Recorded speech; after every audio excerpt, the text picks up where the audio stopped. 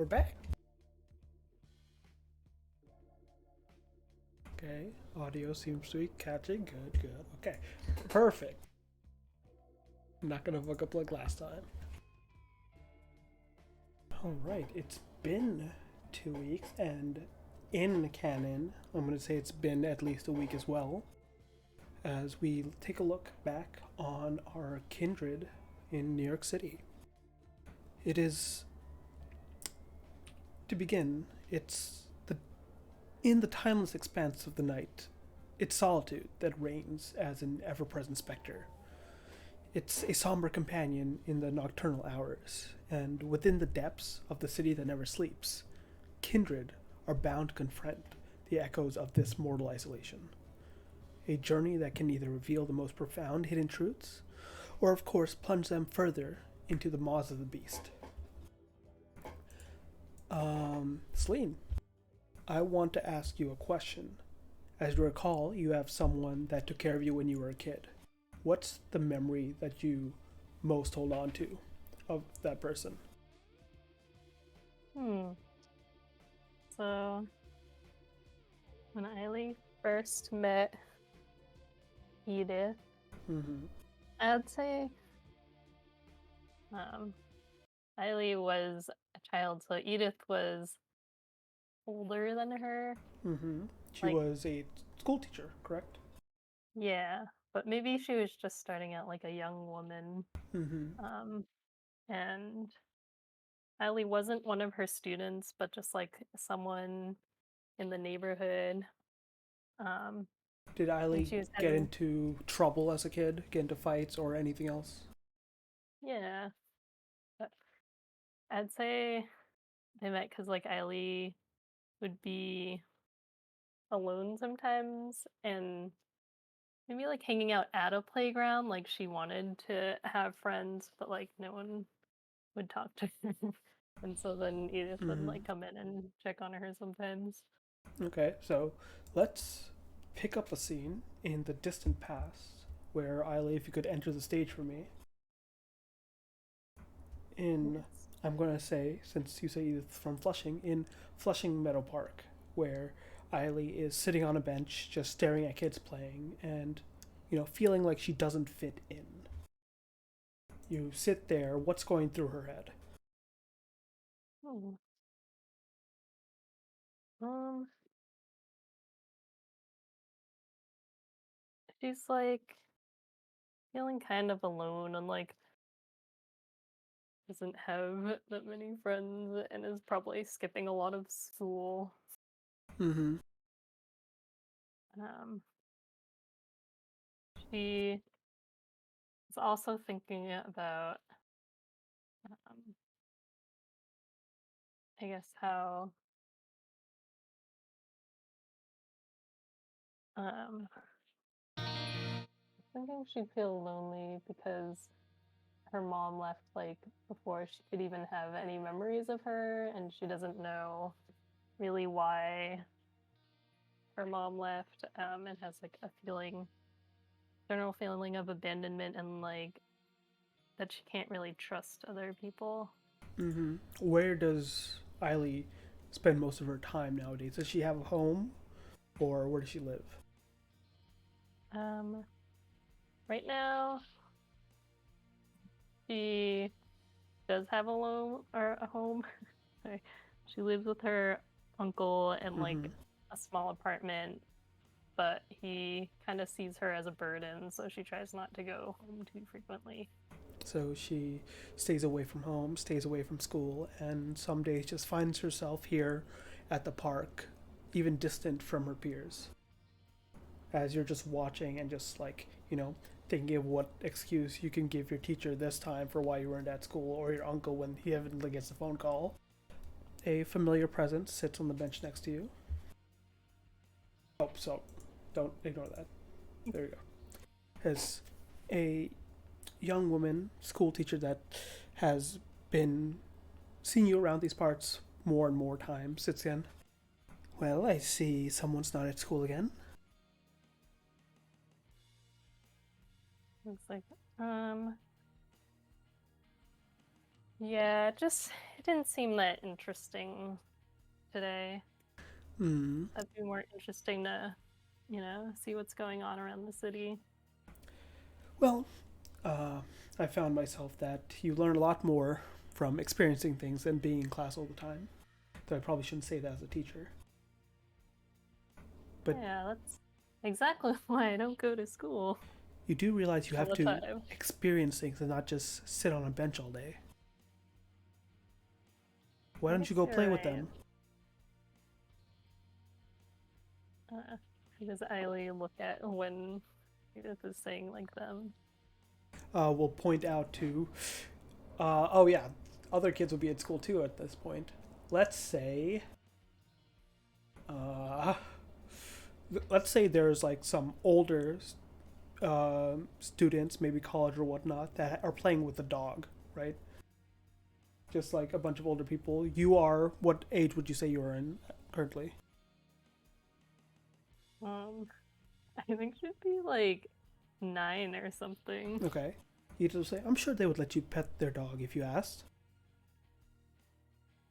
You think so? They look so big and scary. Well, you're going to have to realize at some point that looks aren't everything. People can look big and scary, people can act big and scary, but honestly, it's. Remember, we all started as kids. We all start as small as you are. Okay. Will you come with me? Yeah, let's go. I I think Ellie's it'd gonna be like fun. shyly like try to grab Eva's hand and walk over. She'll walk over with you, and you guys ask to pet the dog, play, and they seem fine. Edith, asked for you when you might stutter a bit in asking, and the day goes remarkably well, right? It's just not another day where you're just trying to stay unseen, unheard, and oh, should have ignore that. Okay, and for once, she teaches you it can be fun to be around other people. Edith sees you on occasion, through the years and whatnot. She asks you about school, she asks you about living condition, but doesn't press too much on the issues. Eventually, she tells you about her life and she uh, eventually gets some cats and invites you over to play with them. And it becomes a bit of a refuge for you away from your home, away from school, where you can just sit down and remember, you know, when you used to go to the park, play with random animals, and now play with Edith's cat.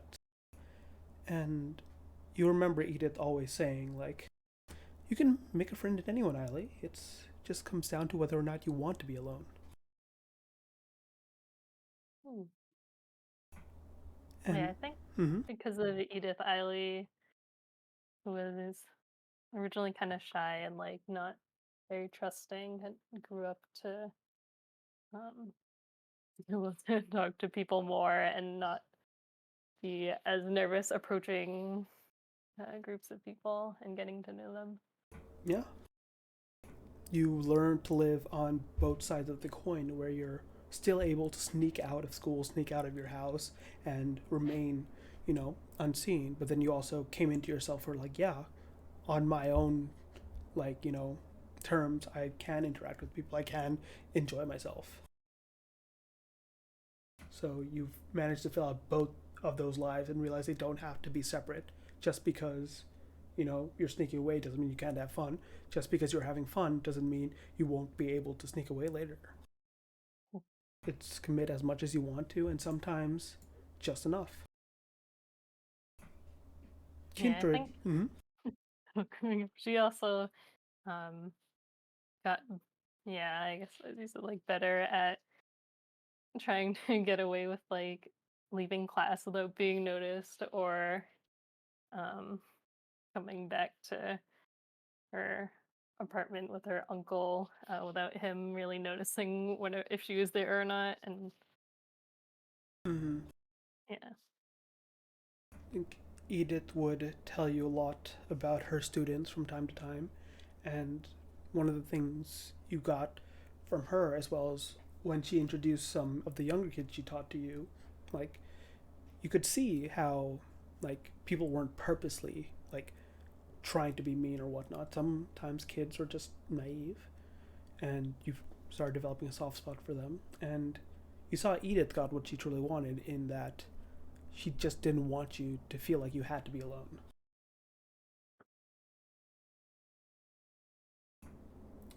As you remember this memory and recall it, kindred in this time of age don't dream. Their body shuts down, but they always, every so often, get little flashbacks to their human lives that still connect them, keep them grounded. You do awake, however, in the last place you finally bedded down for the night or day on a new night. Uh, find yourself in a basement, old boxing gym area you've slept in quite a few times, and can see Elena already up and moving about. Elena, if you could enter the stage, how are you reacting after the events of last night upon this new night? Um, so last night was would have been the last session. Yes, last night was the last session. We will be moving forward afterwards, but I want to kind of see Okay. your guys' reactions now that like it's the night after. I don't know how to turn off the Oh. thing I have going on, but that's fine. She can just look like that. Um, Elena is not doing great. Um, I don't know if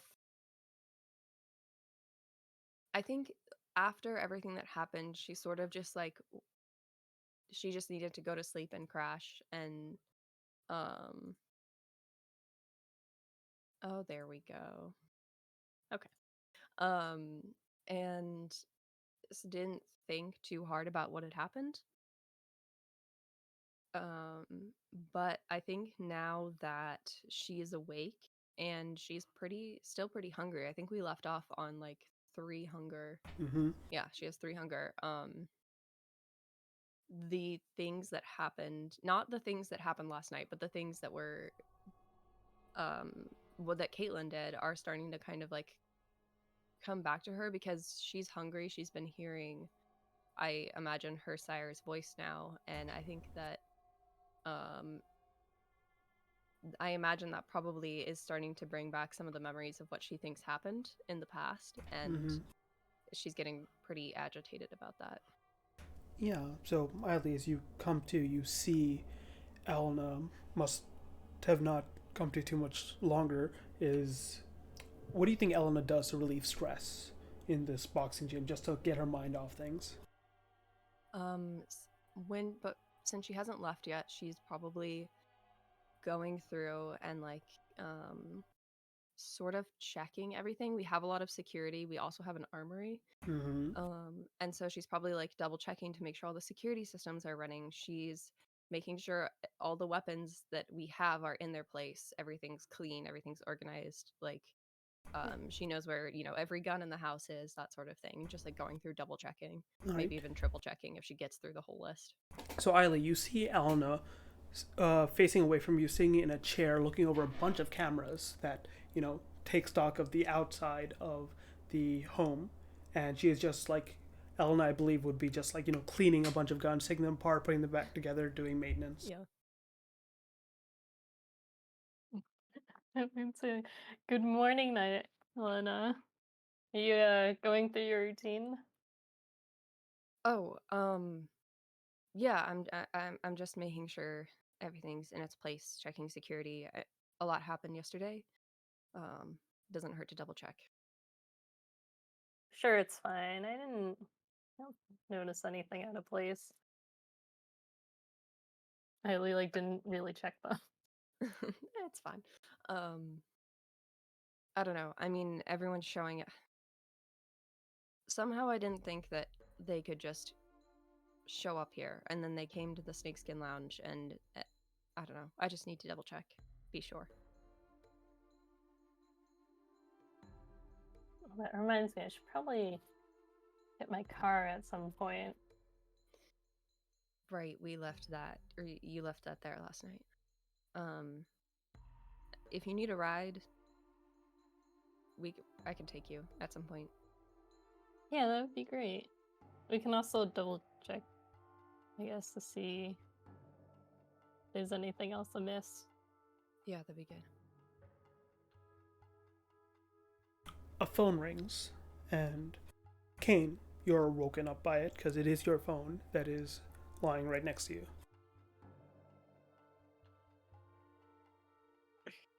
Good morning. Is this on the phone or just in general as you get up? Just in general. Okay.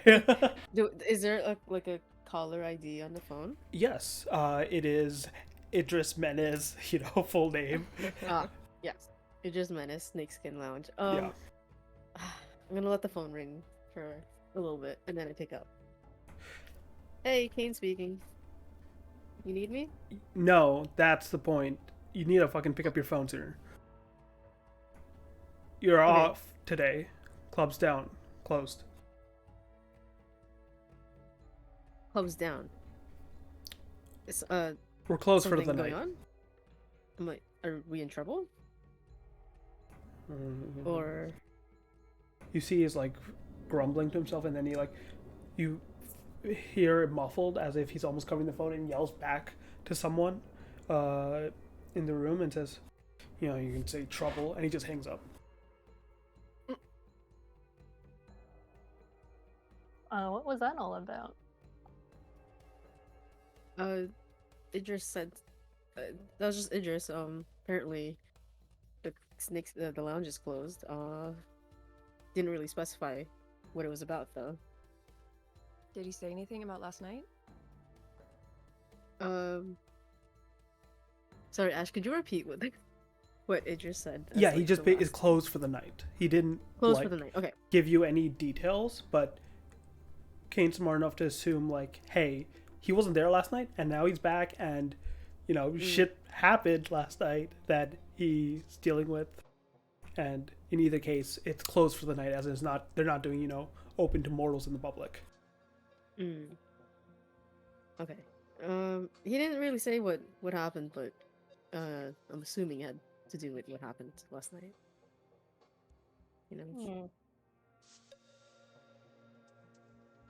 Like,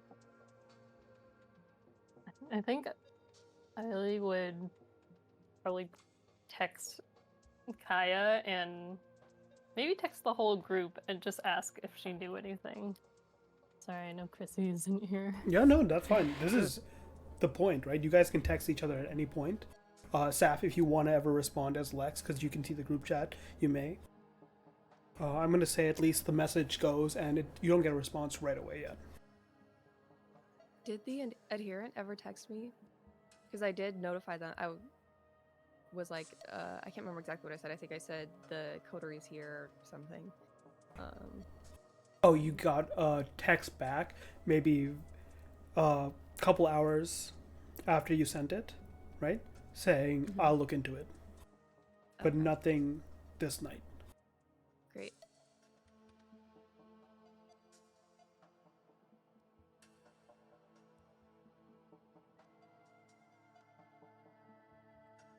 Well, either Hope we the hunker lounge down isn't here. in trouble. Sorry, what were you gonna say? Oh, I was gonna say either we hunker down here or I don't particularly want to go talk to Idris, but if we need to get your car, we could see what's happening there. And I guess you also don't want to run into those people that we saw yesterday either. No, we don't. I'm hoping they won't be back, but at this point, I don't know. I'd like to pick up my car though. Maybe we can just drive by the front. Yeah, we can do that. How is everyone looking, by the way? Like, can I tell how hungry Kane and Eileen look? Oh, let's figure it out. As at the start of the night, everyone do a rouse check.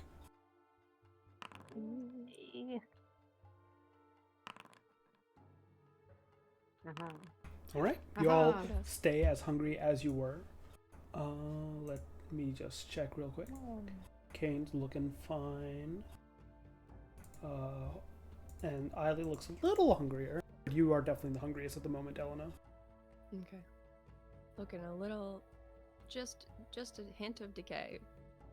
Yeah.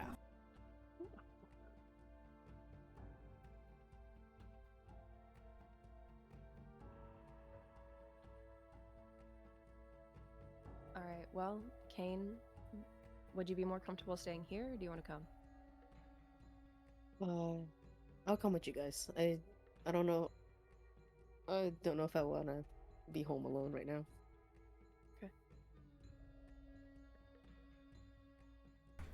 So, Elena, I assume you drive Caleb and Eiley back over to the Snakeskin Lounge. Yep. You see there is no traffic, no cars, no usual hubbub, as the club's lights do seem to be closed. But Eiley, your car is there where you left it. Cool. I'll go pick it up, but I'll also try to. If the lounge has any windows, she's gonna see if she can peek through them.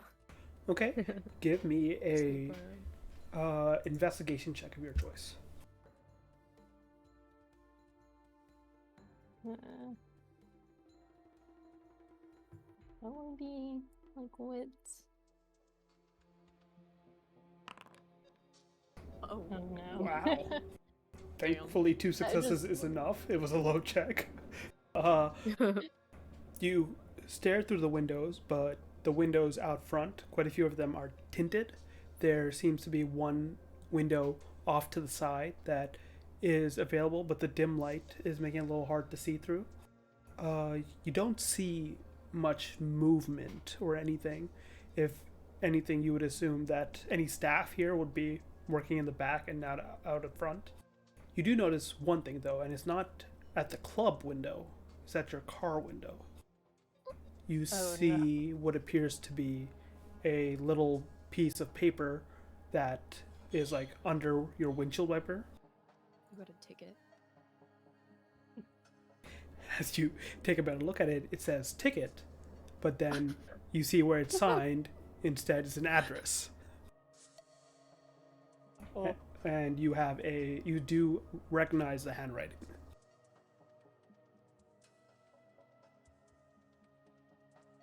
Huh? Like a court summons?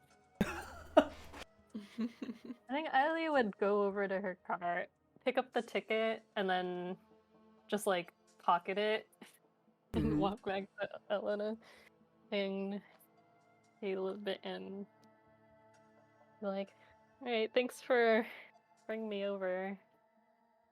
I have to go I have to go run an errand, but I'll meet you back at the apartment soon." Okay. Just text me if you're on your way back. I'm gonna be keeping an eye on security. Okay. What's it called? Elena, Caleb, give me insight checks of your choice. Eiley, that's not necessarily deception. Could be if you want it to be. Or, I mean, subterfuge. But give me some form of either... Let me see what the skills are there again. Forget. Subterfuge, persuasion, or... Yeah, subterfuge, persuasion, or larceny, because of that sleight of hand with the ticket. Okay. I guess subterfuge. I don't know, dexterity. Sure. No, I was not very sneaky. All right, so I'm going to inform you of this at the same time as they can kind of read this in you. When you received little notes like this in the past, and you know exactly who it's from, and usually when it's some simple message, they give you a text, right, with very little information. You know that the quartz does not like relaying a bunch of information where it can be stored in a digital platform. So they'll give you basic information, but if there's something that has a timeline on it, or if it's something that needs to be very discreet about, they'll like somehow get you the message and give you an address to meet up. Knowing it is something that is like more high value or more like not just a run of the mill investigation, right? How would that react on Eileen's face? I feel like she might like raise her eyebrows a little bit and kind of squint at the ticket, and maybe they saw that on her face before she like quickly put it in her pocket to try to play it off as like a parking ticket. Yeah, but both of you did see this, and Caleb, you park here all the time. You guys never get tickets. People don't ticket here. Did you park illegally? Wait, I don't have a car. You don't have a car, but like you've seen plenty of people park here, as well as a bunch of people like mortals, do way worse like parking offensive and still not get ticketed by the club.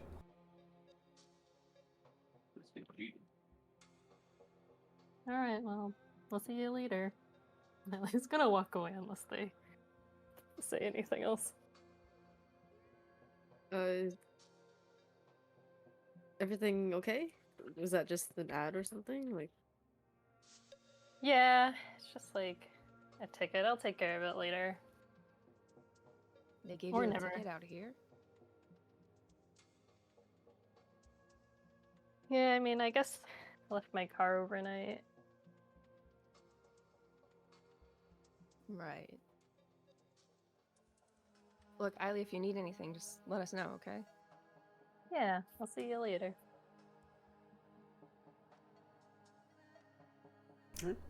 Eileen, I'm assuming you drive off towards the address. Yeah. Elena, Caleb, what do you two do? Elena, is Eileen in trouble? Do you know what's going on with her? No, I mean, I have a hard time believing she got an actual ticket, but I don't know what's up with her.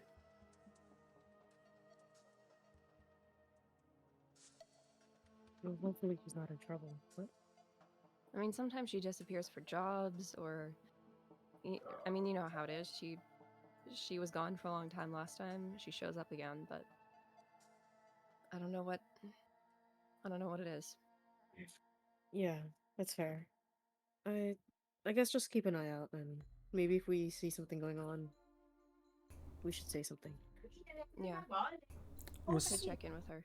Say you have this conversation as you watch Eileen, pulling out of the parking slot, and then both of you remember, oh wait, there was something you wanted to fucking ask or talk to Eileen about. Oh shit! Oh, the fucking briefcase! It's been a long couple of God. days and nights. She'll come Several back. weeks. Yeah, I'm gonna go ahead and put a reminder in my phone. I mean, we could text her and tell her to come back tonight. Actually, go ahead and text Eiley. Maybe I'll make a roommates group chat. Actually, I'm assuming Eiley probably already did that. I feel like that's something she would have made maybe, but I'm assuming we have like a group chat for the Haven, and I'll just say like, if you can come back tonight, we have something we need to talk to you about, or to this. Yeah.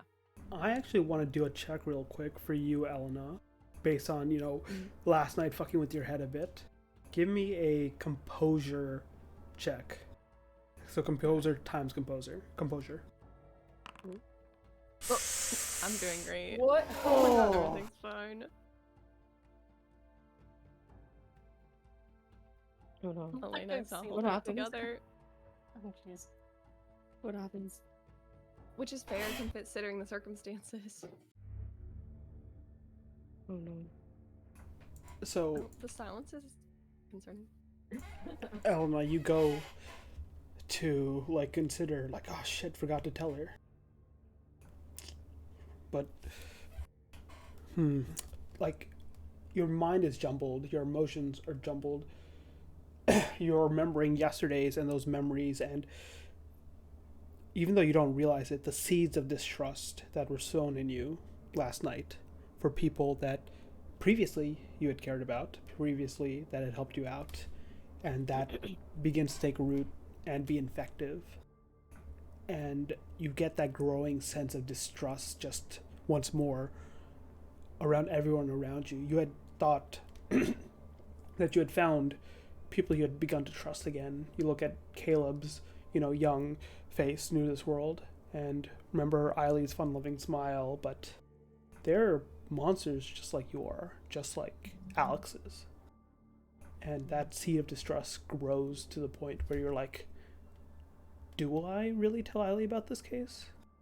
Where is she hiding from us? She's been lying. She always disappears like this. She never tells us where she goes. She never tells us anything.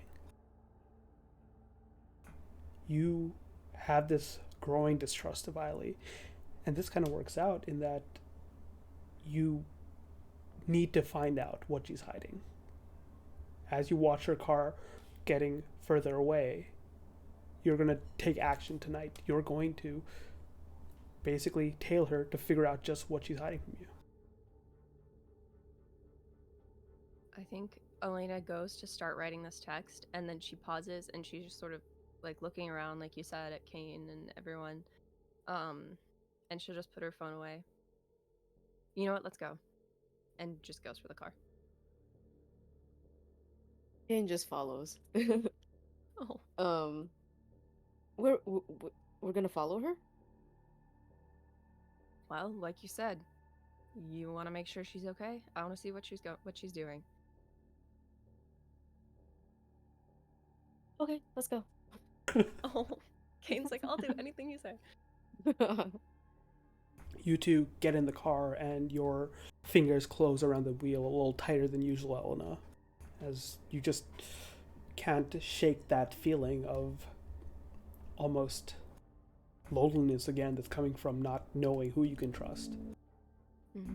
You begin driving off in pursuit of Eileen. Eileen, you are driving actually a couple minutes, about 10 minutes down to a local deli of sorts, out of the way, not much foot traffic from once you get closer. Not many people are around this time of night, but the lights are on, and you see the deli is, operating as usual. Yeah, so as Eileen's driving, I think this time she wouldn't blast music, because when she's trying to be like a little bit more Subtle. like yeah, she's still driving a little bit wildly though. Like probably the light just turned red and she goes through it anyway. But, Oh shit, my bad. I was like, what the hell is that Funky sound? driving music. and Yeah, she that's the also, music like, that she would be blasting otherwise. yeah, not tonight. And then she parks kind of like out of the street lamps. And then she just walks onto the diner. Okay. You walk into the diner. Elena, Caleb, could you leave the stage for a moment? As you walk up to the diner, you see there's just an old Middle Eastern man behind the counter. He says, "Evening. Can get something? Anything for ya?"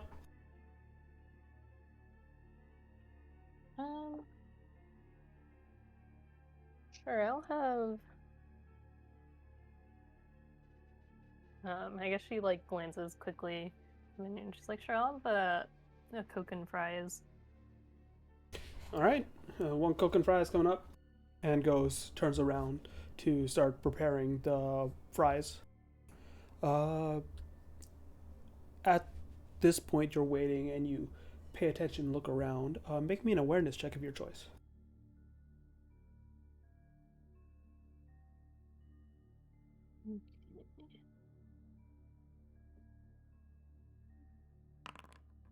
All right. You know Isaac well enough to know he doesn't like, being seen. He doesn't like, being in like public spaces like this. And so you usually come here on the lookout for some sign of, okay, where to go next. You can see on the one side of the window, on the corner next to where there would be an alleyway that pulls in, frost crystallized on the window, and without a finger being there, a PQ appears on that window on that alleyway. Oh. I'll be right back. I guess she walks out the door and wait, was it like outside of the window? Yes, there's a small little window that faces towards an alleyway that's around the back of the deli. Actually, I think before she leaves, she would put like cash down and then like be like, I forgot something else in my car, and like walk out towards the alley. All right. And the guy will just go back to preparing. Seems like he's taking a slow night. At this point, while Eileen had been looking around waiting for a while, Elena and Caleb, your guys' car pulls up. What are you doing? Are you staying in the car? Are you parking? What is the plan? As you can see ahead of you where Eileen's car is parked, and because of the deli's lights, see her as she entered the store.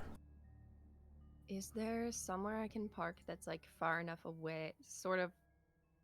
I'm guessing there's probably not, but anywhere I can park that I can keep and like see her car in the deli, but not be like, oh, she'll spot me instantly the second she comes out. Yeah, Like set up a little stakeout kind of. sure. You set up, park car in the deli. Give me a, let's do a, This is either drive or stealth, because you're hiding in a car. Both are 0 for me. Can I do intelligent, like stealth intelligence? Yeah. As you're trying to find the right spot to be out of line of sight.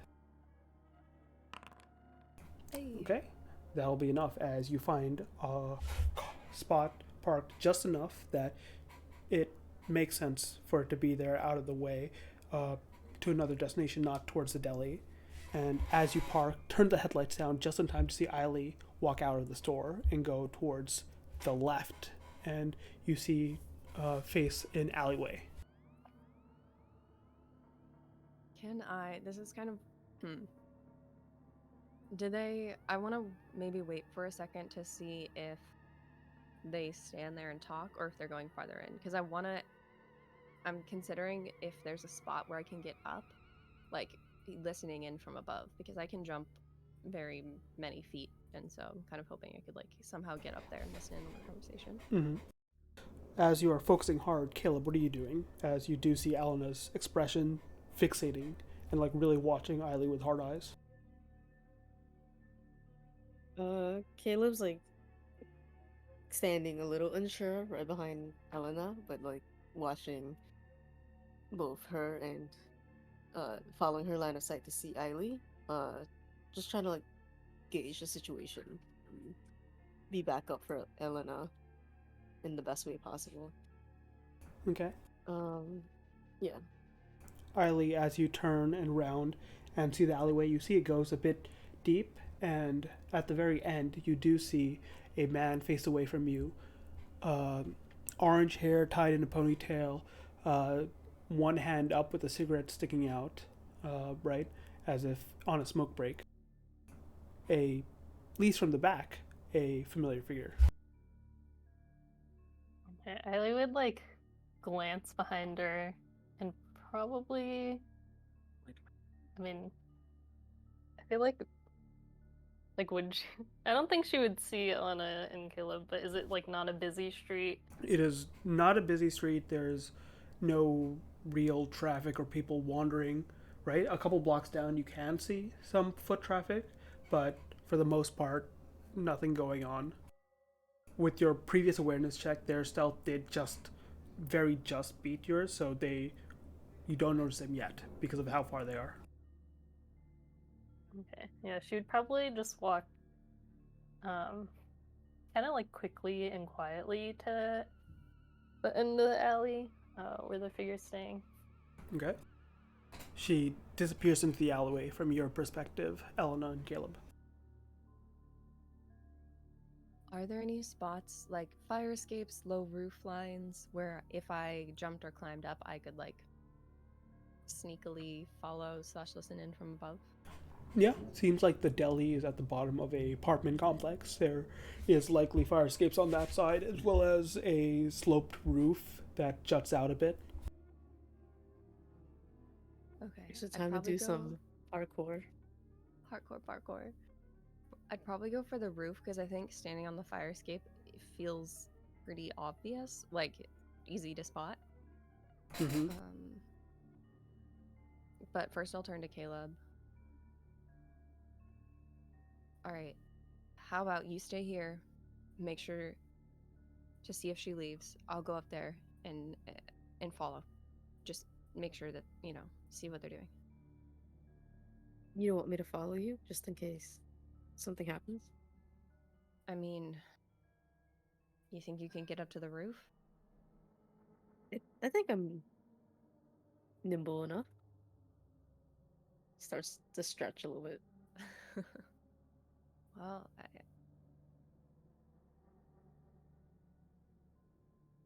I think she hesitates because of the thought of earlier of like, who can she actually trust? Mm.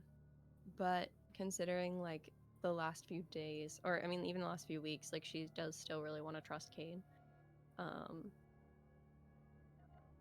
And so she'll probably just shrug, and if he wants to follow, he can follow. You hear the voice of Yeah, your he sire follows. in the back of your head, Elena. You Mhm. understand that this is a risk you don't need to take. What if what that one said was true? What if he's working for the Sabbat? Fuck you. You know, at least I'm trying to help. He's, I don't know, it's a risk.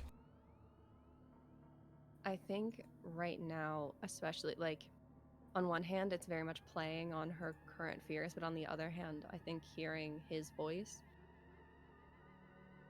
Mm-hmm. she can't not think of everything he's supposedly done and how much like he has done the opposite of help. Mm-hmm.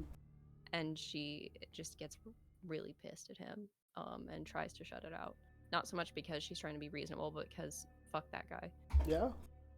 And you get the sense that the beast feels that anger and relishes in it. It is you giving in to your nature both as a kindred as well as a bruja. And no more words are spoken in the back of your head at the moment, but a feeling of pride that you've in it. The feeling of pride that you know you've seen in Alex's eyes before whenever you had a good, session at the gym or a good night out on the streets. You move your way across, taking the opposite sidewalk towards the deli. You see the man in the back performing his thing. How are you getting up? Are you just jumping straight up? How tall is it? Because I can jump Quite vertically. a bit. I can jump 6 meters. That is more than enough. 6 meters is what? Almost like 20 feet, right? Yeah, it's a lot. So, Well, it's like 15 feet?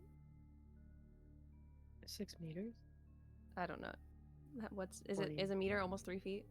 yeah. Oh, okay, so yeah, it's almost 20 Close to feet. 20. Yeah, about 20 feet. So, yeah, you can make it there no problem. The biggest thing is just making sure your footfalls, don't make too much noise. So, give me a stealth check with your ability of choice. For you, I would even say you can use strength with this because most of it is you controlling your power of your leap into, safe landing. Okay. Oh, God. Wow. She's taking her aggression out on that roof. All right. I feel like, yeah. At the same time, She's angry and misjudges. Caleb, what are you doing? I'm following right behind her. How are you getting up there? Also just trying to jump onto the roof. Caleb, Jump that high? as you get closer, you're like, okay, yeah, we got this. We're going to climb up. And you see Elna do something you've never done, in that she jumps straight up 20 feet and just lands, on top of the roof. Mm-hmm. That's a special kindred power that you don't have. Right. Just yoink right up there.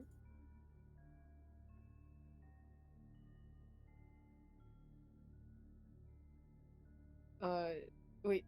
So Elena, like, She fails the jump. No, So she does makes the jump, Oh, but okay, she's okay. gonna make some noise as she comes down. on the roof. Oh, okay. I understand. Okay, got it. I comprehend. Also, that's what she just used, Soaring Leap. Mhm. I see.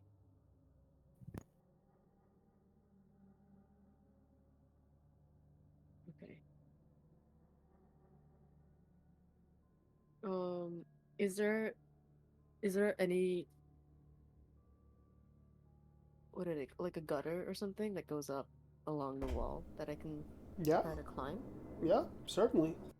Go ahead and make me an athletics check as you attempt to climb up. Be like, oh, what the fuck? And you hear like sound at the top. Don't fail me now.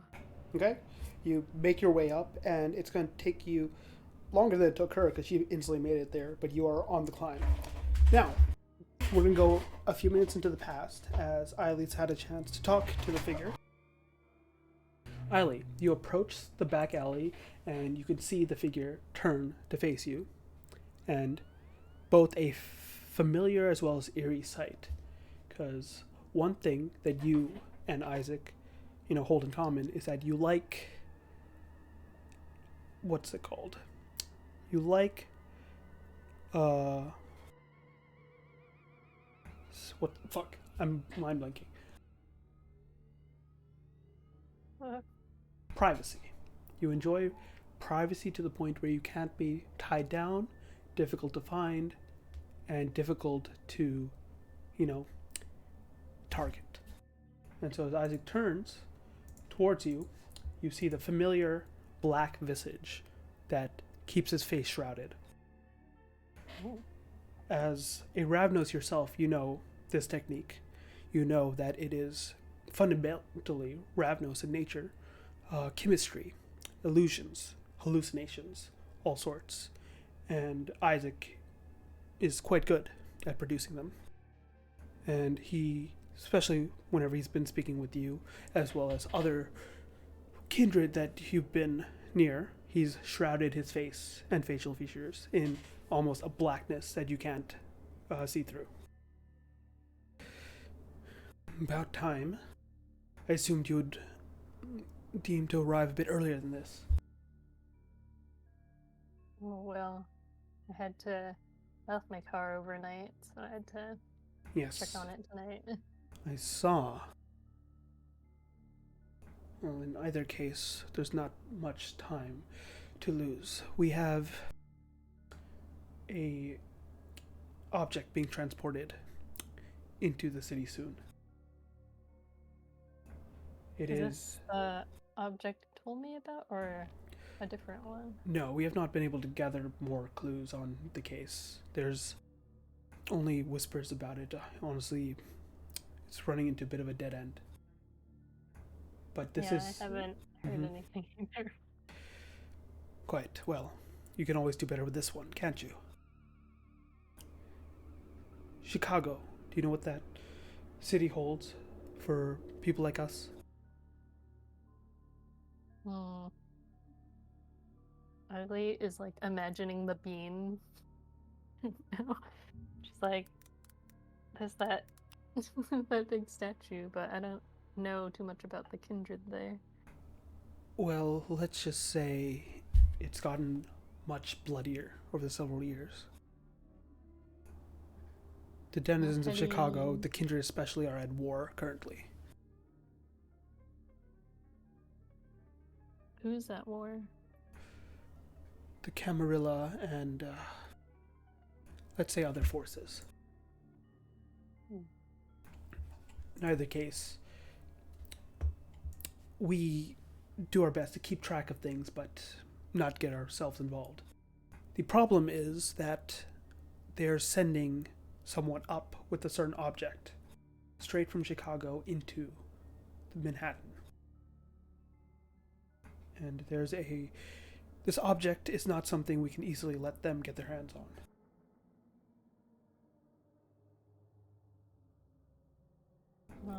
So, are you proposing that I should try to acquire this item? Yes, but You'll need to be a lot more care. And at that point, you both hear like something on the roof, like a heavy thud near you, next to you. What was that? I'm not sure. Definitely I don't know, sounded bigger than a cat, though. Elena does get down low as soon as she lands on the roof, but Let me see one thing real quick. Okay, both of you, Caleb and Elena, give me stealth checks of stats of your choice, depending on how you want to do this. You can give me an awareness check, Eiley, as well as IH will give one.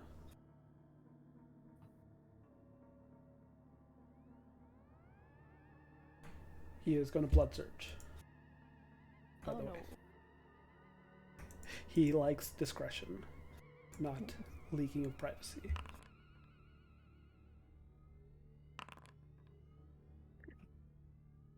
would it be weird to do stealth stamina to like try and hold herself very still? Sure. Let's say you're very much, you don't need to breathe. You're very much just trying to be as motionless and tighten your muscles as much as possible. Yeah. Ooh.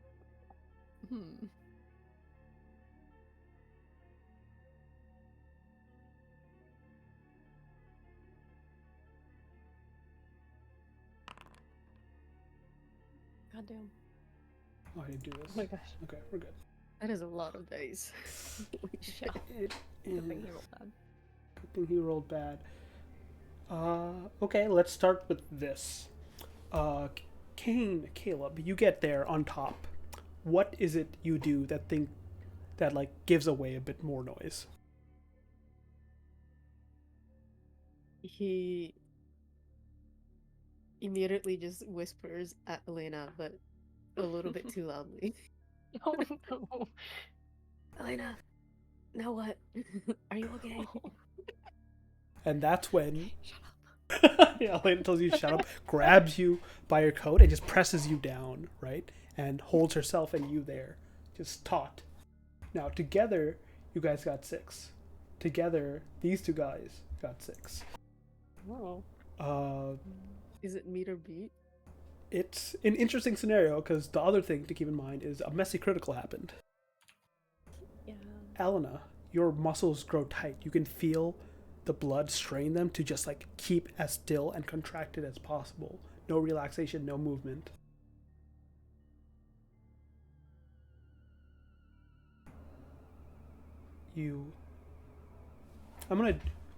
This is gonna be one last check, right?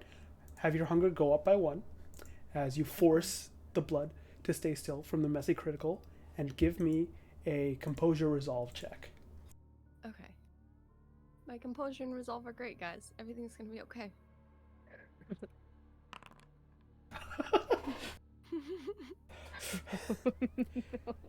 Just as you're like pressing your super strength and you feel no noise from below, you wait. You wait. You can hear conversation again from below. The voice of a man saying, I think we're fine. We're in the clear. Ali's voice responds, yeah, I don't think that was anything. Maybe some rats. And you let loose a little breath, relax. Meantime, Ali, you are with Isaac, and those voices didn't come out of your mouth. You see, he had put his hand up, and much like the hallucined and visage that is changing his face, he's just producing those voices as he points up to you.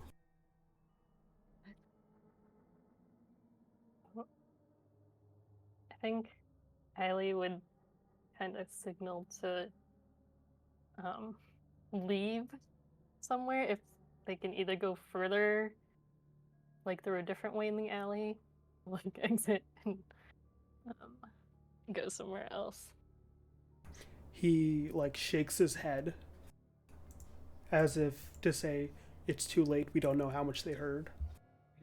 You have to confront these individuals because they were purposely, whoever they are, right, listening in. So In that case, mhm. yeah. Eileen would, what is it, the use unseen passage, which I think has a rouse check to try to,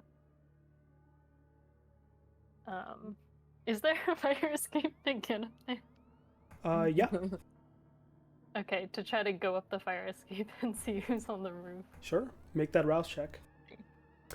And as you do so, right, as you start to disappear in the dark, you see Isaac does the same. Hmm.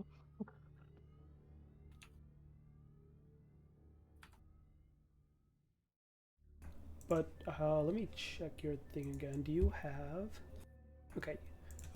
You creak up the fire escape, you climb up, you see Isaac falls behind you. The only difference between your two movements, as neither one can see the other, is you still hear the creak of your footsteps, whereas you don't hear the creak of his. And you two approach. Elena, Caleb, you continue hearing the conversation back and forth saying, well, either way, we'll have to move fast. We'll have to, see if the deadline can be met. And a lot of general stuff that talks about some project, something to be done. As you are. How much of the real conversation did we hear? I mean, I know that we don't know what's real, what's fake, but about like the Camarilla and... You did not hear any of that because you had been taking time to set up and get in position, and then as soon as you leaped up, there was noise. Right. Okay. But you hear something about, something happening, some general talk, right? And just in time as you're like listening in, do you guys like stay down on the ground, or what do you do? If we think not, or if Elena thinks nothing's wrong and she's just listening, she would probably stay still. Okay. You stay still, Yeah. Caleb. Same, like just staying low on the ground. Okay. You two remain low on the ground. Eiley, you and Isaac, at least you assume he's behind you, climb up the steps, get to the top, and see the prone bodies of Elena and Caleb just lying down. We're just napping. Oh my god. Ellie would like hold up a hand to... Can't see that. Oh, okay. Wait, so do I not know where he is either? You do not. Oh jeez. He's gonna knife us. She would probably... Okay, I think she's gonna have to confront them because she doesn't want them to get hurt. So like, Eileen would walk right behind them and then appear and just be like, what are you two doing here? All of a sudden, you guys hear Eileen's voice, and she's right there behind you as the conversation, her voice continues going downstairs. Elena's definitely just gonna whip around and try and put distance between her and the new voice of Eileen. Eileen would also like become uninvisible. Yeah. You see she is there now, And present in front She's of you. very pissed looking. Like, What the fuck? As you back up, getting space from her, you look down now, since you're standing, and you don't see anyone in the alleyway. God damn it. did you follow me here? What's Caleb doing really quick? We heard you down there, but what? Yeah, clearly I can see that you were trying to listen in on my business.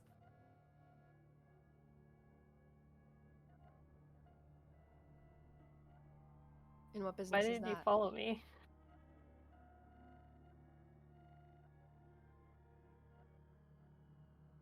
We were just concerned about you. That's all. Look, I told you I would see you back at the apartment. This is like my personal business. I thought... She like looks at Elena now and she's like, I thought we had an understanding that we would keep our private lives to ourselves. Like, I know that you take on odd jobs and kind of do things your own way, and I'm a similar way, and that's why I felt a connection with you, but this is overstepping my privacy. Look, last night, people I haven't seen in years show up out of the blue somewhere I thought they'd never fucking go. And then the second you aren't with us, you disappear on some mysterious errand. Do you think I'm not going to see what you're doing? I'm always in and out of your apartment. It's nothing new. So instead of talking to me about my habits, you just decide to follow me? Well, you've disappeared before we even had a conversation. Like, it's just how I operate. You hear Alex's voice in the back of your head, Elena, as your hunger is getting to a point where it's uncontrollable. That anger seated inside of what? Operating by lying to you, operating by sticking to the shadows, by just pulling the strings. Just how Alex used you. Who do you operate for, huh? Look, this is just another job that I have. For who? I can't disclose that to you. It's confidential.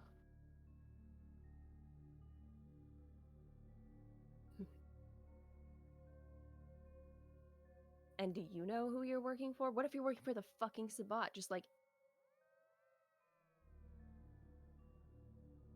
do you even know? Yeah, go ahead and enter the stage, you two.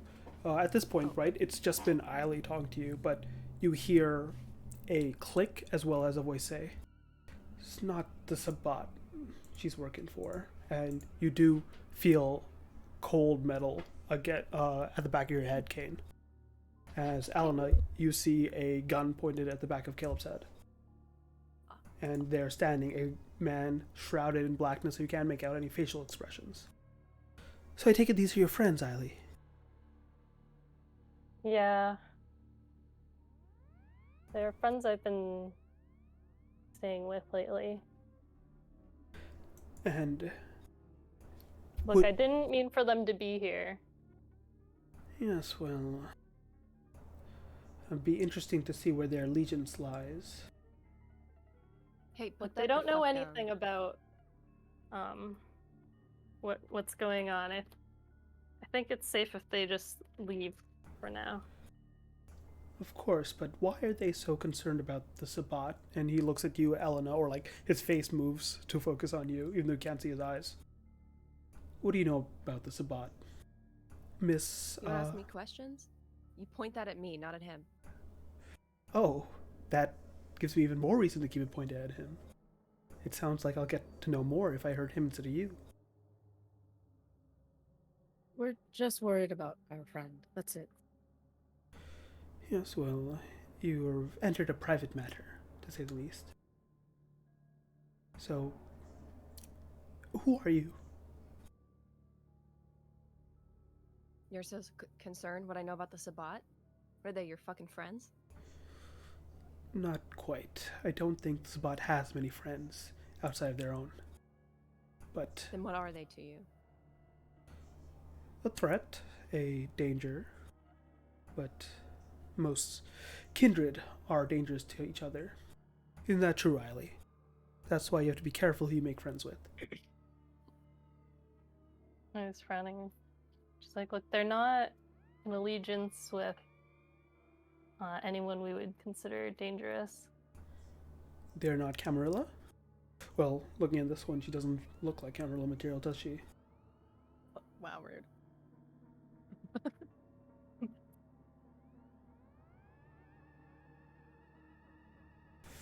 What was it? I believe I've seen you two about. What? You also visit that lounge in Flushing? She doesn't say anything. He lowers a gun and shoots you in the foot, Caleb. It's a silencer. You take, let's see. What? Where's the gun stat? Please, I think we should just let them go. I won't meet up with them anymore.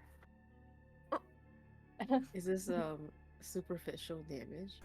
It will be. One sec. Okay. It's fine, guys. Don't worry. Cool. I Okay, Caleb is 4 stronger than Angel. superficial, which is half to 2, right? So you take 2 superficial damage.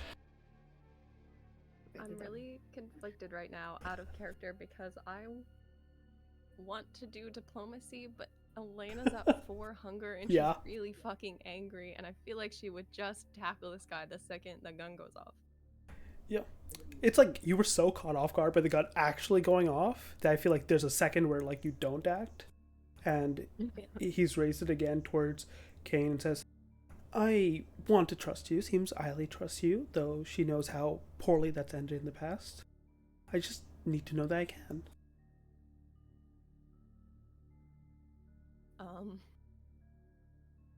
I think she's probably shaking with barely restrained rage, because she would have gone for him if he weren't pointing the gun back at Caleb.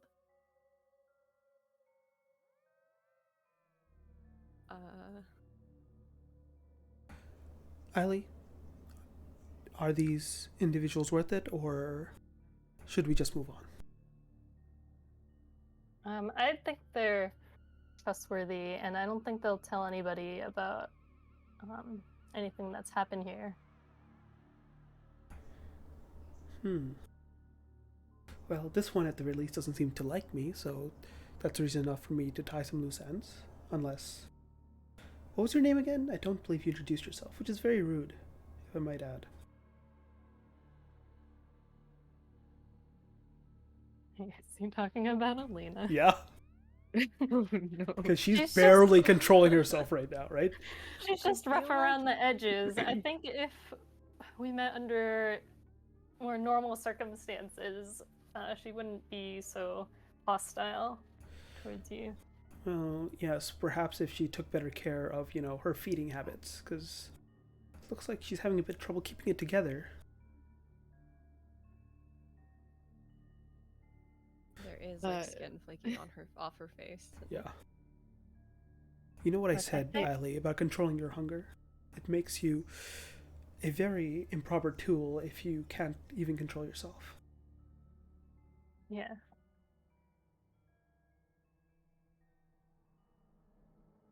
I think it'd be best if we just walk away from them now before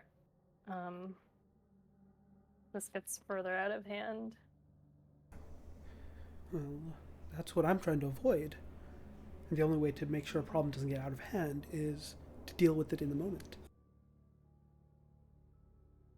Kane's gonna pull Elena back a little bit.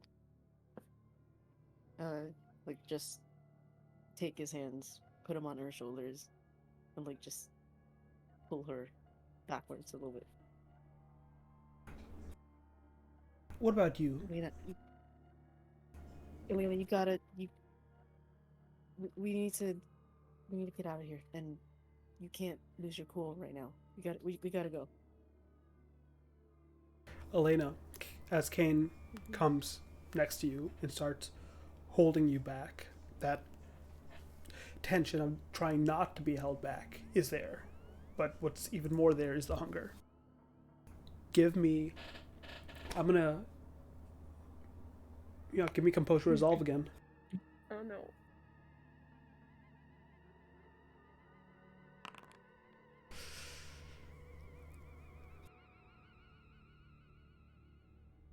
Is that a success?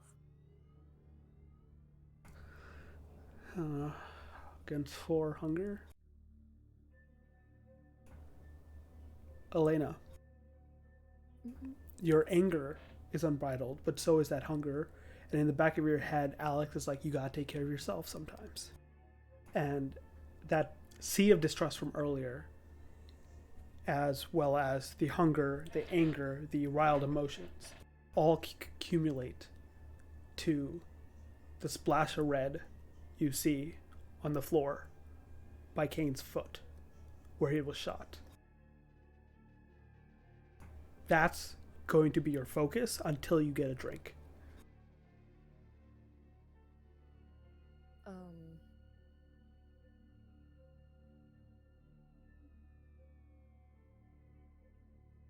she's not necessarily compelled like in this instant No. to go for Kane, but like But if you are going to prevent yourself, then every so often I'm going to have you burn a willpower. okay. I feel like she's at this point honestly frozen because so much is happening. Like she's furious at this weird guy and kind of at Eiley, not really for a good reason, but she just is very angry in general. And like doesn't know whether or not to listen to Kane, and then suddenly is also so hungry. So I feel like she's just like kind of frozen in the spotlight, trying to like keep herself from exploding. Gain, you continue speaking to Elena, but you see the hunger craze in her eyes. Eiley, you can start seeing it too, because you do see patches of skin from Elena is like drying and flaking off, and almost like ghoul-like appearance is coming over her. It's like, ooh, interesting.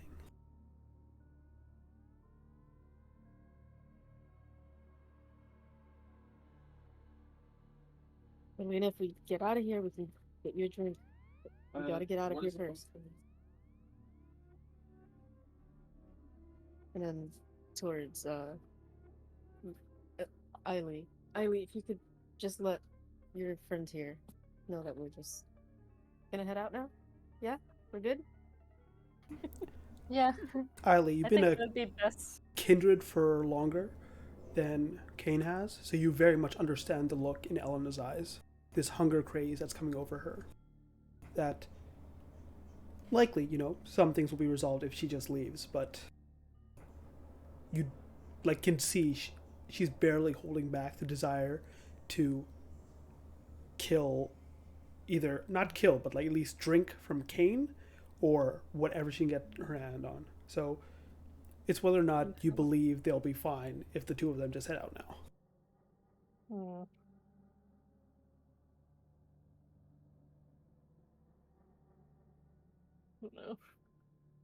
Like in your head, I think you foresee the strong possibility that if you leave Elena and Kane by themselves right now, Elena might dig into Kane by the way she's looking at him.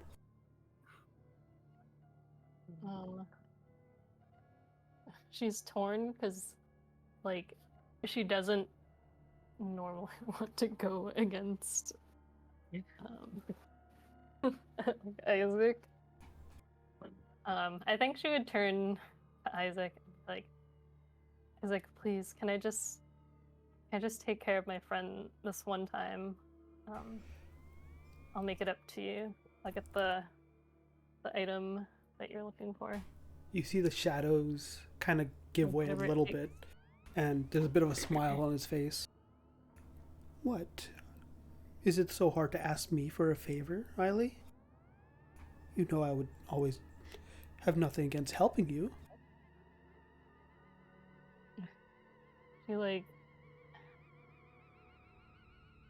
looks at him like, as long as the favor that is owed is from me and not my friends. Of course.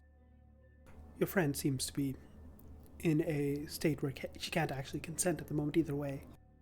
But you can. If you truly vouch for her, I could help her get a better control of herself. How do you plan to do that? Well, there's a thing or two you learn when you're surrounded by ravenous kindred day in and day out for a while. And based on his tone, the one other time he's gotten a tone like this is when he's spoken of the Week of Nightmares. What? But, like I said, would you wish this favor of me? She like looks at Isaac and then like looks at Helena and Aiden and she's like, Helena, burn a willpower. Cool. She's like, yes, please help my friend. Done. As long as it doesn't hurt her. Too late. You see hunger like Eiley, Kane, you don't see this, but Eiley, you feel this because that chemistry, the Ravnos art of hallucinations and whatnot, you've seen little bits of covering his face, making sounds, but he truly puts into play as you see Elena's eyes glaze over. Elena, you are in a completely black space. You don't see anything around you. You don't see anyone, anything, and suddenly, like, that scares you beyond anything. You feel that hunger still. You feel all those emotions, but now there's nothing to direct it at. There's nothing to point at, nothing to look at, and your mind starts going a bit. Eiley and Kane, what you guys see is Elena just like freeze for a moment, eyes go glassy, and it's just like looking around, like not moving, but just like looking around to see she doesn't see anything.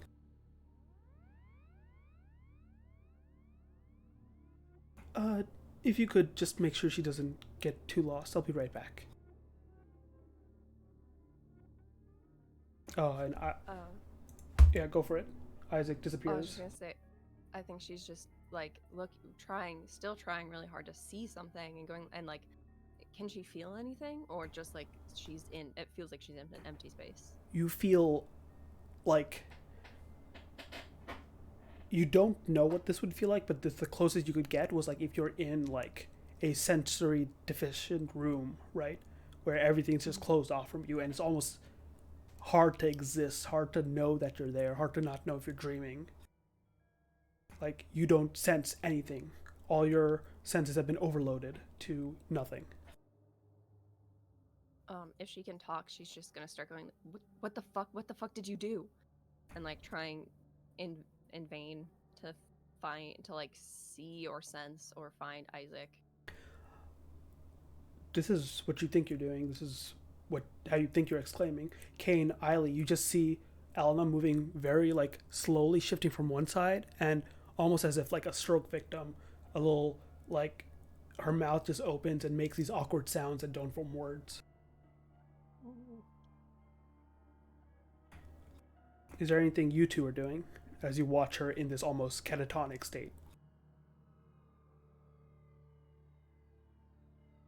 I feel like, Oh my god. Caleb, I think we should sit her down and just try to keep her from moving too much. Okay. Caleb's gonna come over and just try to like I don't know, like maneuver Elena Okay. to like sit down.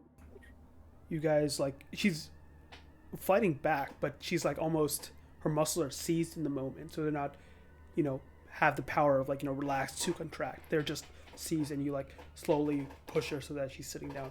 Elena, you feel like you just get shoved to the ground like very quickly, even though Kane and Eiley, it feels very slow to you as you gently sit her down. She would try to lash out at whatever's pushing her. Okay. Kane, Eiley, you see her arm of Elena start slowly, like almost going into a fist, and like try to strike out, but so slow it's easy to dodge. I think you care for her a bit for a moment. A few minutes pass before Isaac's voice returns. Ah, here we go. And he proffers up what appears to be a blood bag. Why don't you feed her a few of these?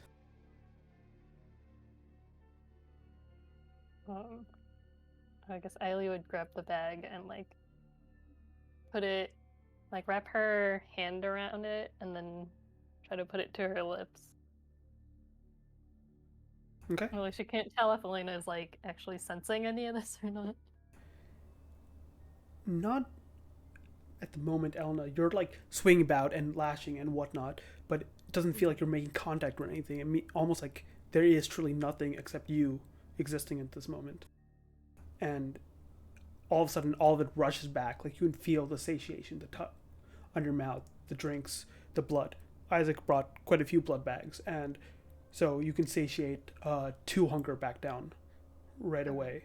And as you do, and you feel some more control of your emotions, the blackness fades away, and you see Eiley in front of you, proffering that blood bag as you just finished sucking it dry. I do think for a second, like that second that when everything comes back, she would probably reach out and grab Eiley's wrist and just like be staring at her, trying to be like regain her bearings because she thought she was like being attacked, or I don't know, she didn't have anything, so now Yeah. she's like kind of flashing out the first thing she sees. I think Riley would be like, "Hey, it looks like you're back," and like offer like a really weak smile. Like she's just relieved that Oh, was back. I was also kind of worried about the situation. what the fuck was that? Well, looks like you have your bearings now. That's really all that matters, isn't it? She's gonna How do you whip her feel? head around and look for Isaac, I guess. No, he's leaning against the side of the building, right where there's a little ledge. Hmm? What did you do? What was that? Obtained a few blood bags for you. You're welcome. Is Kane there? She'll look for Kane, I guess, Yeah. to make sure he's okay. I'm assuming Kane is like right there next to you, like was helping hold you, Yes. down. How is Elena normally with like physical contact? Is she like a She doesn't like initiate physical contact Mhm. ever, but she doesn't like flinch away from it. She just seems kind of a little like generally distant. okay? In that case, Kane has been like just like kind of patting your back, like just very gently pat pat.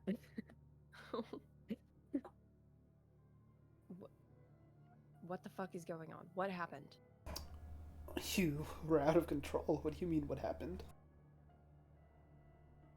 She's gonna glare very angrily at Isaac, who she for a second, and then just look back to Kane because she's not fucking asking that guy.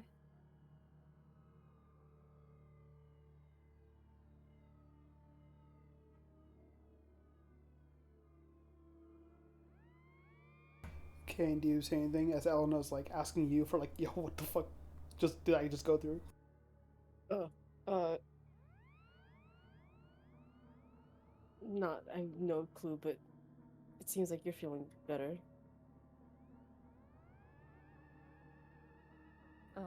You're not as hungry as you're okay now, right?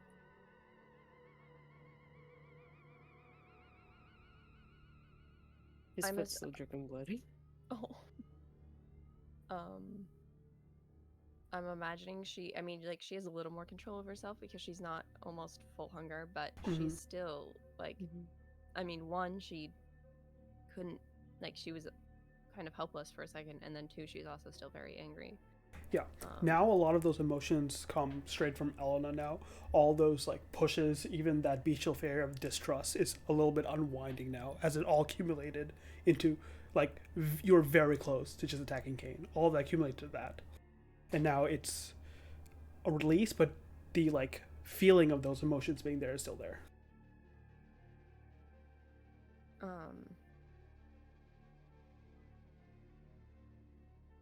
I think that would manifest for her and just needing to get the fuck out of here.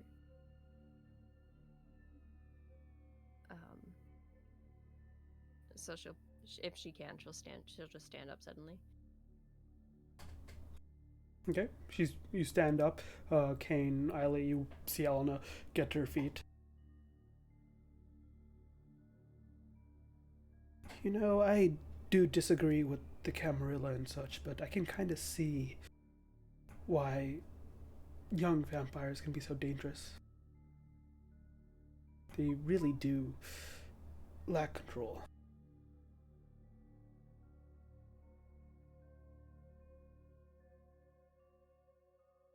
This guy is so fucking annoying. Oh god.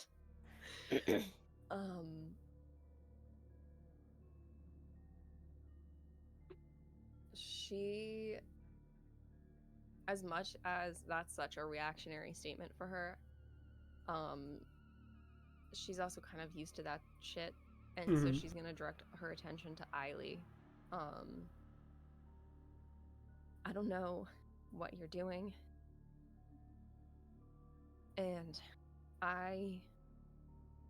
look, we've had a good thing going, Eiley, but if I ever find out that you did some shit behind my back, I swear to Don't fucking make me regret trusting you. The Isaac walks up next to Allie and says, "Well, isn't that a nice thank you from your friend for, putting yourself out there and trying to save her?" Look, Elena, I never did anything behind your back to go against you. I truly valued our friendship, but Oh. I feel like I wanted to keep you out of this part of my life. So that's why I would be kind of secretive about where I go sometimes. And I think it would just be best if you and Caleb leave now, and probably safer for you as well. One moment. Friends are such messy things. Don't get me wrong, I agree completely. But you still put your neck out for her, Eiley. Like, do you realize you never really asked me for anything in return for all the services you employ? And look, makes eye contact with you, Elena. You went out on a limb and actually asked me for help for once. It's been a while since you've given a favor so freely. And she's just staring at you, Elena, a little like, interested now because of, you realize, not for your own regard, but because of how far Eiley must have gone for him to, like, step in and help you. You did say I couldn't ask your friend here to repay the favor, but perhaps I can ask you in turn to ask her. Remember that job I was speaking of? Oh no. It's in a few days' time. A kindred's making their way up from Chicago. And I kind of got the sense that you're not the same type that Eiley is, not as secretive and more about the violence of it all. Perhaps you can assist her. Perhaps you could help us get the object we desire, but I'll leave that up to her.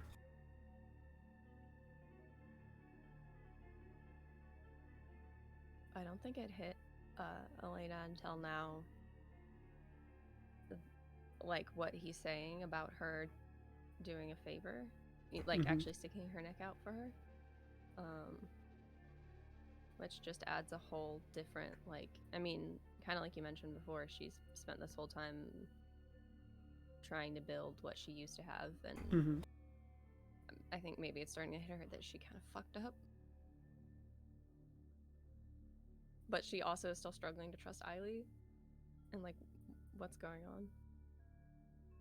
on? Eiley like looks a little bit panicked, and that's not something you normally see on her face. So she's a little anxious, but she says, "Lena, it's up to you if you help me on this job, but I don't want to involve you in everything that I do. So please, Isaac, if she does choose to help of course me, not. like, I'm not. I don't want her to be tied to everything else." No, of course not. I'm not hiring her to become a full agent to the cause. I just, well, at the very least, I can trust that she's the Camarilla. She's not a Camarilla, given that incident.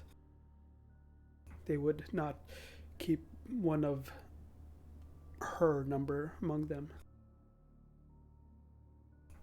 In either case, I just assumed she might, if you do trust her as much as you appear to, perhaps she could aid you on this job and keep her ears to the ground in case there's anything else you need to know.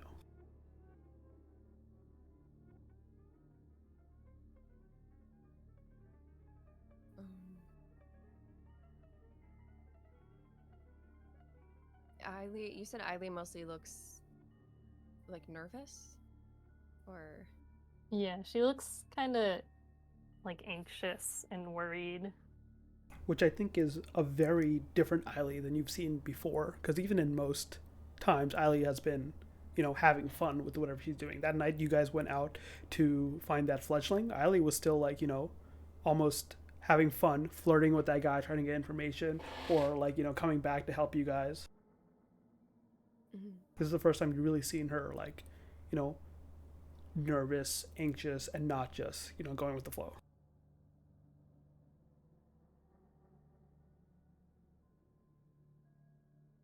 Kane's gonna whisper to Alina, but once again, he is very bad at whispering. Whisper yell. Stage whisper. Yeah. Elena, I don't know if this is such a good idea. This guy scares me a little. I'm getting bad vibes, and I don't know. Maybe we should think about this. Bad vibes? Why would I give No, away no. such bad vibes? Give me composure intelligence, Kane. Oh. Composure. Oh my god, this guy's getting hungry. I just realized that he failed that last rouse check.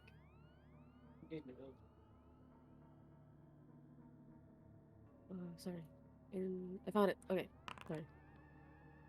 Okay, let me just check this real quick.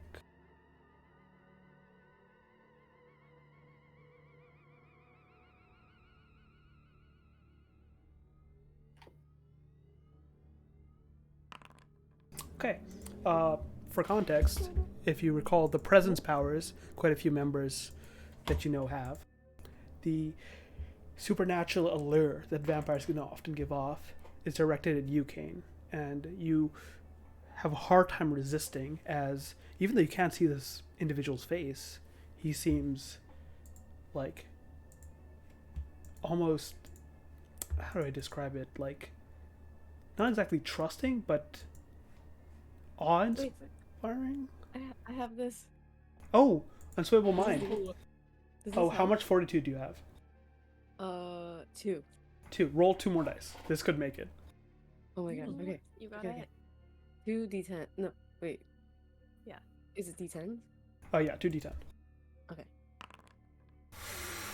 Oh, you did it. Okay. Yes. I did it. Yeah, you needed 4 successes total, and you needed to succeed in both of those, which you did.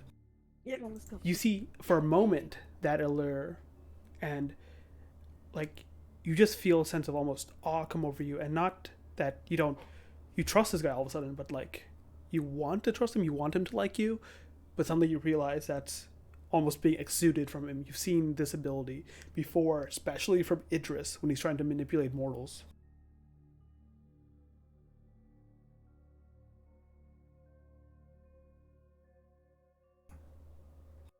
I just want what's best for all of us here. Yeah.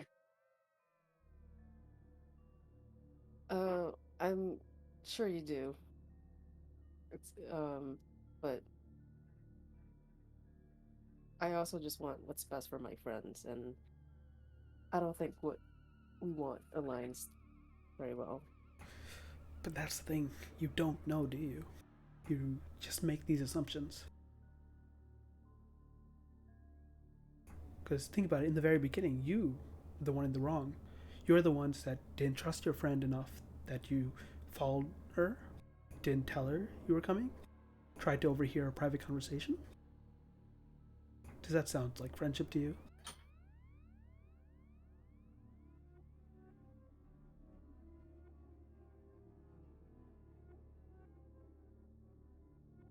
We were just checking up on her. That's all. Of course. Just checking up with her, with this other friend of yours that was about to take a bite out of your neck. But I won't judge. Eiley, I'll leave it up to you. A few more details. Let's just say I'll send them to your burner. He's going to turn towards, you see a door in the back. That's probably a roof access. And it was very nice meeting your friends. And he's going to turn away, open the door, and go through it. Allie would have just like gave a nod as he was leaving.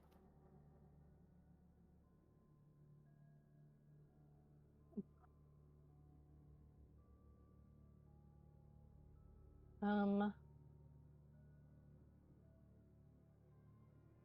feel like I should get going. Quick DM question. Mm-hmm. How much of you were saying that my bestial failures from earlier sort of like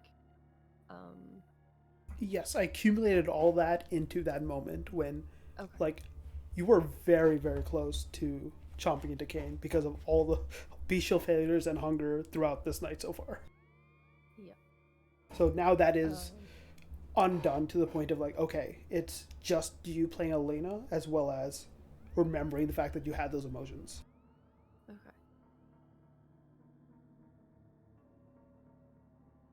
Oh fuck.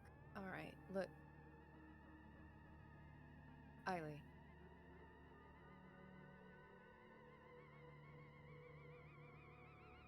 You need to understand what happened last night.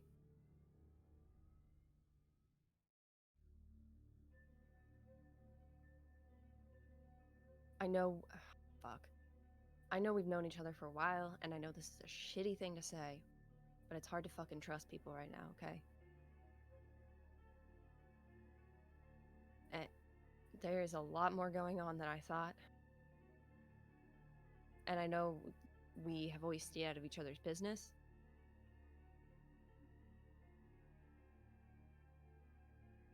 But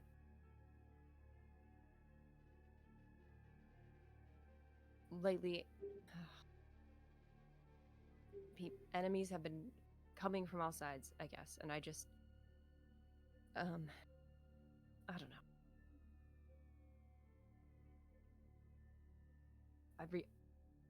Shit. I realize you stuck your neck out for me, so.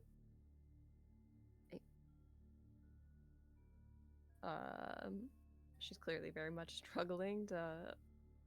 She's not good at apologies. And she's just gonna kind of like look around, like, thanks for doing that. Yeah. You don't have to mention it. Like I said, I'm the one who will owe him a favor, and you don't have to owe anything to me, but right now it's also really hard for me to trust people right now. But yeah, you don't feel like you have to owe me anything. I think the only thing you could do is just respect my, I guess, privacy right now because This was stinky. Sorry. that, Hi, Alex.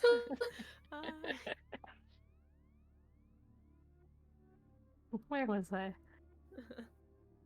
I try not to tell you too much about what I do for a living. Oh, sorry. To try to keep you safe. It's not that I didn't trust you, I just didn't want to involve you in the type of work I do. Because it is pretty dangerous.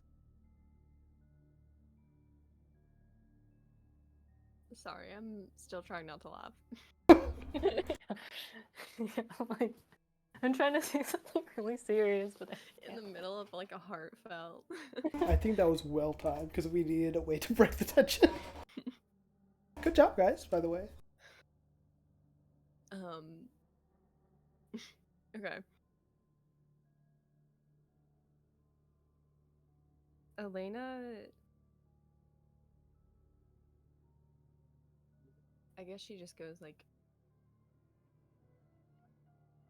look, I can appreciate that, and maybe I shouldn't have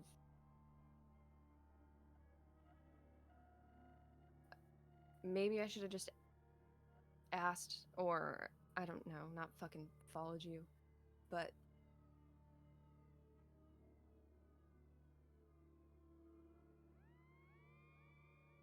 look, if there's anything that you know or hear about what is going on, at least appreciate that I can handle my shit in a dangerous situation, and I get your business is your business, Eileen, but if there's ever anything that we need to know, that I need to know, please. I'm already involved in enough. What's one more thing, right? Mm.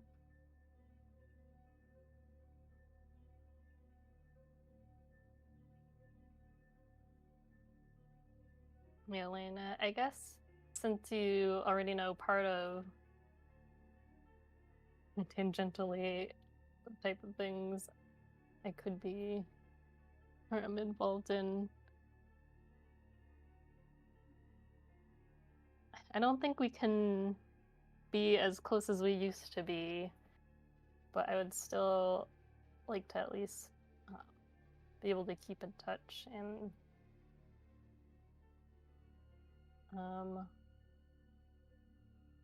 think I think we could work together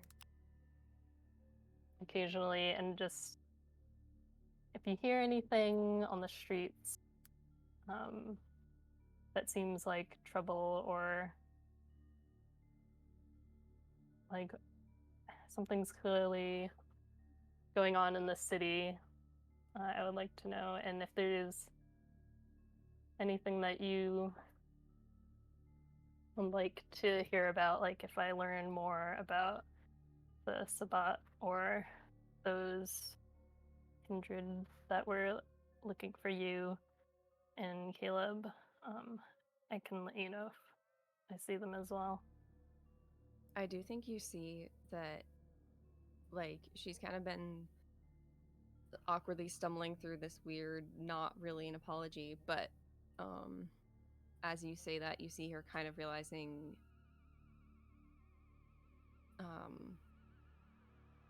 crestfallen is maybe a little dramatic for Elena, but realizing she really fucked up your relationship, because she's never been like super friendly. It's Elena, but like she did actually like having Eiley around, and I think you see like her maybe flinch a little bit when you're like, oh, you know, we can't go back, but we can at least stay in touch.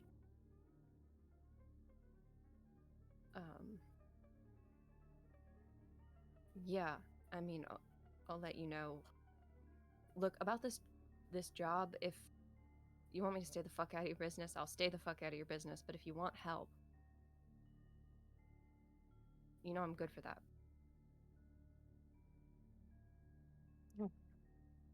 Thanks. And Ellie offers like a weak smile. I feel like,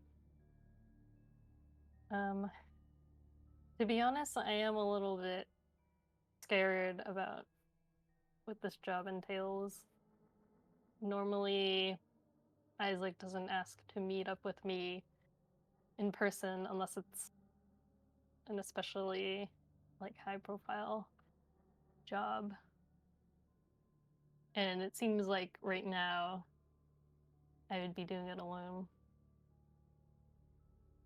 Do you want my help?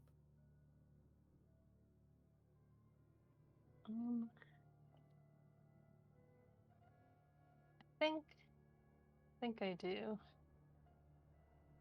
I'll have to learn more about exactly what the job entails.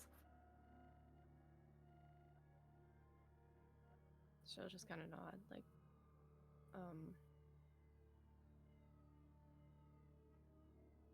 Yeah, Eileen looks like conflicted because she's like, I don't want to involve Elena more, but I also might need help, and she already knows about this already. And they've done like, I think lower stakes jobs before, in their backstory Mm-hmm. together. Yep. So Mhm. she's kind of like Elena's someone that she sees as dependable. Yeah, you guys know from your past that you're good foils for each other. Elena brings a lot of muscle, whereas Eiley brings both discretion by her ability to be stealthy as well as her ability to, you know, flirt into situations.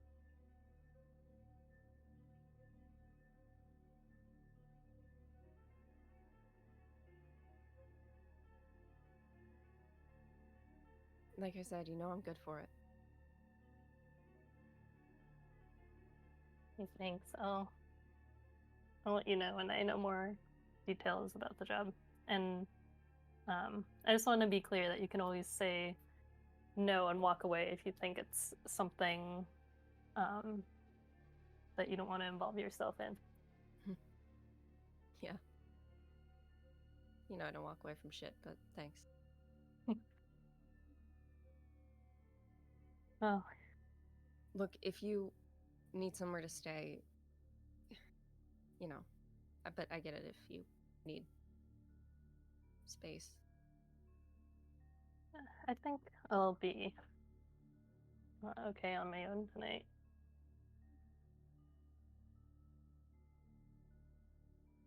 For what it's worth, it's been nice rooming with you.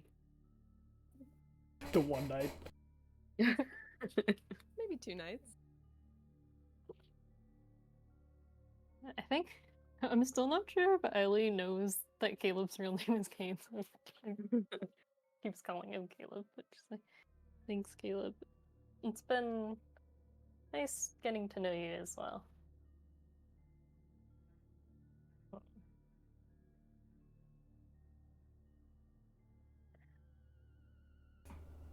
Do you part ways, or I is there think anything Elena's else? kind of looking to Eiley, like,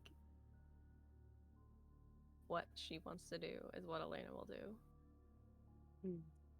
I think, yeah, Eileen would say like goodbye, and I guess she'll leave first and go back to her car, and then just drive away. You see Eiley makes to leave. Elena, Kane, is there anything you two do? I think she's just marinating in that situation for a second.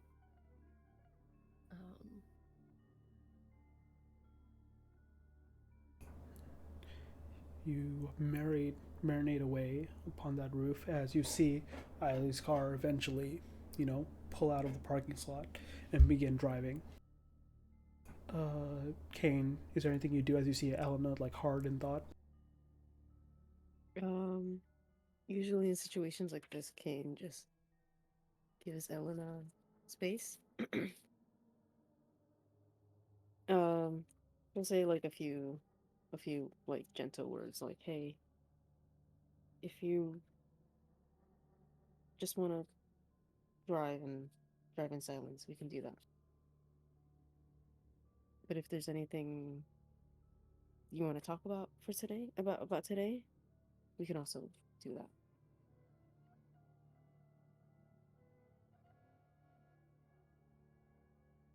At least in her mind, she's, I think, at this point thinking about how. I mean, she didn't like, obviously, Eiley and her didn't like. Eiley wasn't at the Haven all the time, but they were still kind of friends. Like, they at least had a relatively trusting relationship. She was the first friend you really made coming to the city. Yeah. And you hear the voice of Alex in the back of your head. You just keep fucking things up, don't you? I learned from the best. Well, I guess you're just like me now, aren't you? Oh, God.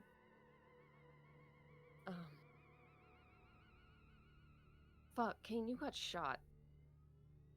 Oh, yes, maybe we should take care of this. How fast do I know I know like we're pretty sturdy as kindred, but like is Is the You bullet wound, haven't like... gone too hurt before at all, right? No. So I think Alna's been in quite a few scrapes. So She's been stabbed through the chest you, a couple times. Alna probably bends down and just like finds the bullet. Like it's a little uncomfortable as she like is in your foot and pries the bullet out, and then But it doesn't hurt? it does, but Oh, okay. it's like pain, uncomfort, right? And then Right. probably says like something like taking a deep breath and concentrate on the blood in that area. And give me 2 rouse checks.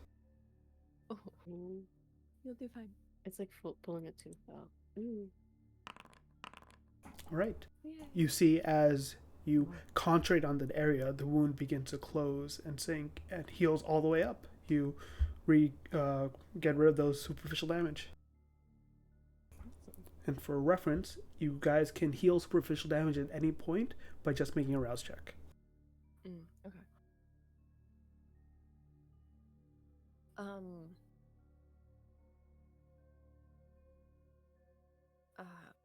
Okay. Are you okay?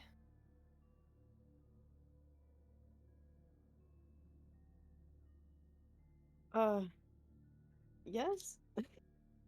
He doesn't sound very convincing. To be honest, every day that I've been learning more about this world and the different types of people that are in it, the more I miss being not not part of this world.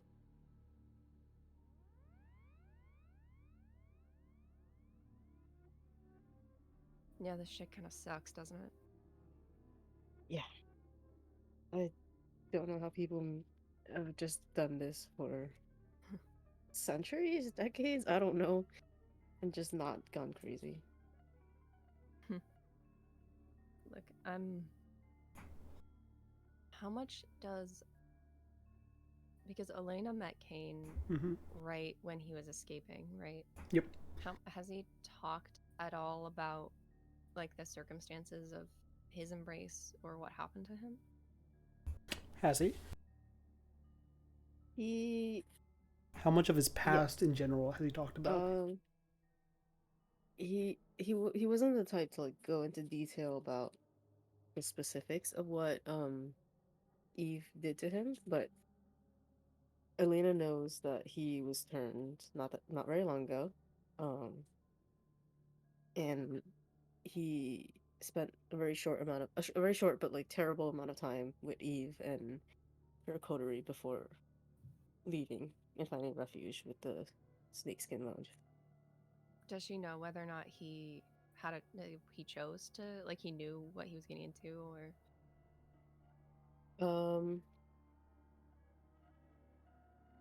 He was basically like kidnapped, right? Yeah. I believe it was he a way he very much like the walk back from like school or the library. Shit.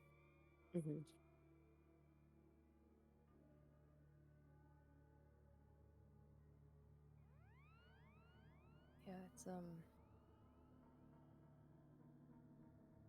I'm sorry that you got pulled into this, Kane.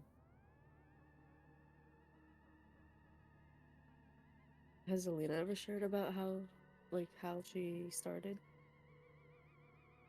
I think from the circumstances of how they met, he would know that she used to run with the same coterie with Eve's coterie. Yeah, I'm gonna say I don't think Elena would have shared too much about her past or how she got involved, but I think this might be a perfect moment for Kane to realize, oh yeah, I never asked about that. Maybe I could right now.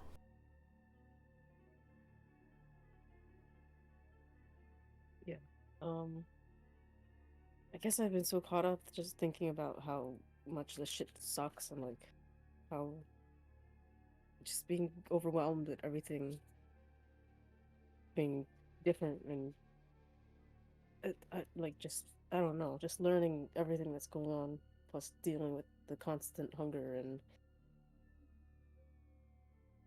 all these weird gangs and people to look out for. I just never really thought about how long you've been doing this for. Just being a kindred, but also dealing with these shadier sides.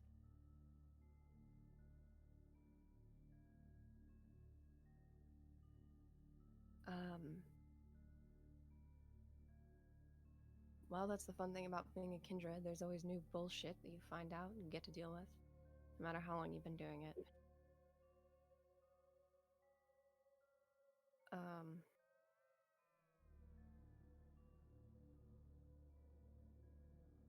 I mean, it's been a while. And all this lately has been past shit I thought was over coming back to fucking haunt me or something.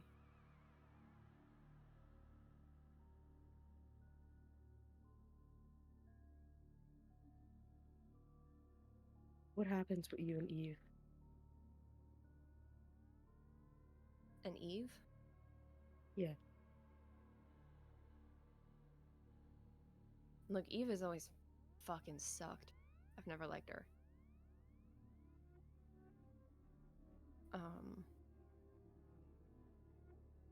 I mean, you probably figured out by now that I knew her before I met you. Yeah.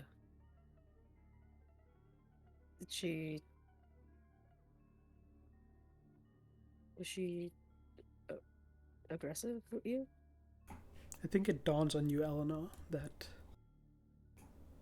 Cain might be assuming Eve's your sire because he saw what's it called, Jason, Eve, Kat, but he might not have ever seen Alex.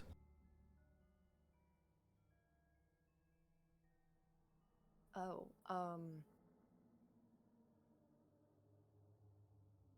I mean, we never. Look, we were in the same group, right? Yeah. But we never. I mean, I don't know her that well. She was always an asshole, and I never liked her. But I kind of, Hmm. I guess, kept my distance. We're not. I mean, I met her later, you know.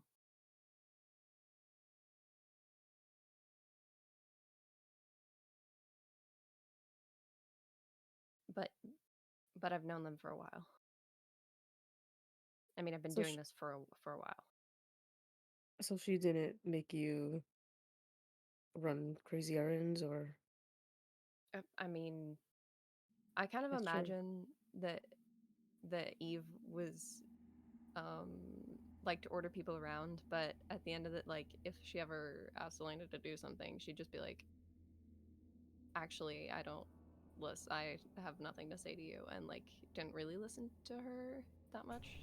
Yeah, the final call never came from Eve. Eve might be like, Yeah. yo, go do this, but it was always like, Alex saying, yeah, you don't need to do that, or like, yeah, we do need someone to do that, right? Mm-hmm. And so, and also, you didn't have as huge numbers as before, as what it sounds like the coterie now has been just recruiting fledglings and setting them on jobs. Yeah. I mean, she tried. It's Eve. She loves to do that shit. But I didn't answer to her. And she wasn't doing all the I don't know, when you met them, I don't know what they're doing now. They didn't used to be like that. The whole group.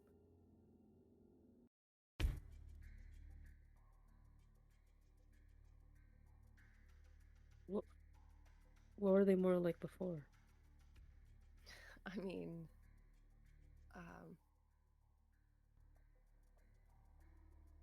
Caitlin certainly wasn't fucking in charge, but I don't know, we just took the jobs we thought were right and fucked around and were something. I mean, with kindred, it's hard to have somebody in charge, right? We all can do crazy shit, but I mean, I guess my sire had some semblance of authority, and I don't know, I listened to him, and we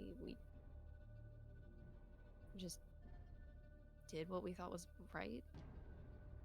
We never did shit like they're doing now. And then Caitlyn came along and fucked it all up, and now they're working with the Sabbat and doing what Eve's doing, and I don't know what's going on. You two share a bit of your experiences with this same coterie. It is a stark difference in perspective. It seems back in Elle's time it was a more close-knit group. Yeah, they had, differences and arguments and, people that didn't get along, but it was nothing out of line, nothing, to the point of real, mishaps. Kane, the coterie now, as you recall, was almost being run like an army. Like Eve was overseeing this new fleshlights being turned, converted, and just readied. Kat would come by once in a while just to oversee how things had gone, and Jason just in the background every so often, but never involved in anything. Nothing like, a close knit group, and more so like you're all just part of something else and didn't have the station or the know how to really ask about.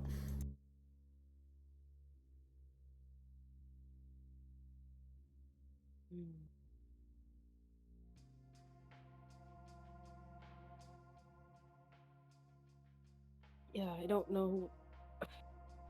It sounds like what they had back then was a lot nicer than what they have going on now, but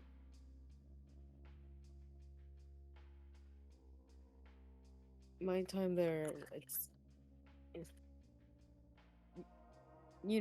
I've told you before, I couldn't stay with them any longer. I just need to get out of there. Look, you were fucking right too. I don't know what they've done in the last 10 years, but I think it was going downhill when I left, and I'm glad you got out. What were they doing?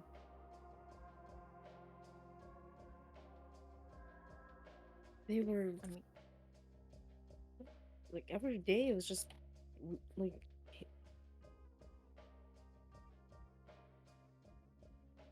just you've ever worked in the kitchen, or not really. I've I've worked in places where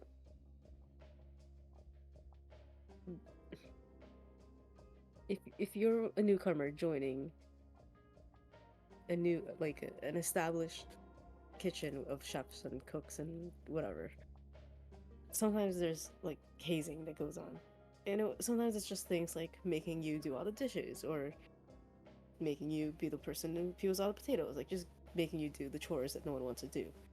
And then in some other places it's things like making you swallow a cup of dishwasher or dirty dishwater.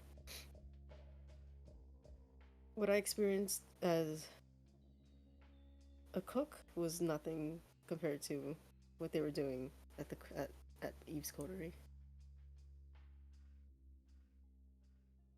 They were it, it wasn't just hazing and random tasks that they were making us do that didn't even make sense. There was also, they would do things like make us try to like demonstrate our physical strength, and one time they just like made us run around for as long as we could, and few of us a few people collapsed, and it took a few hours for that to happen, but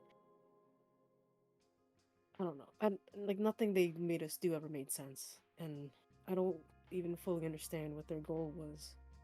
It just felt it was not a good place.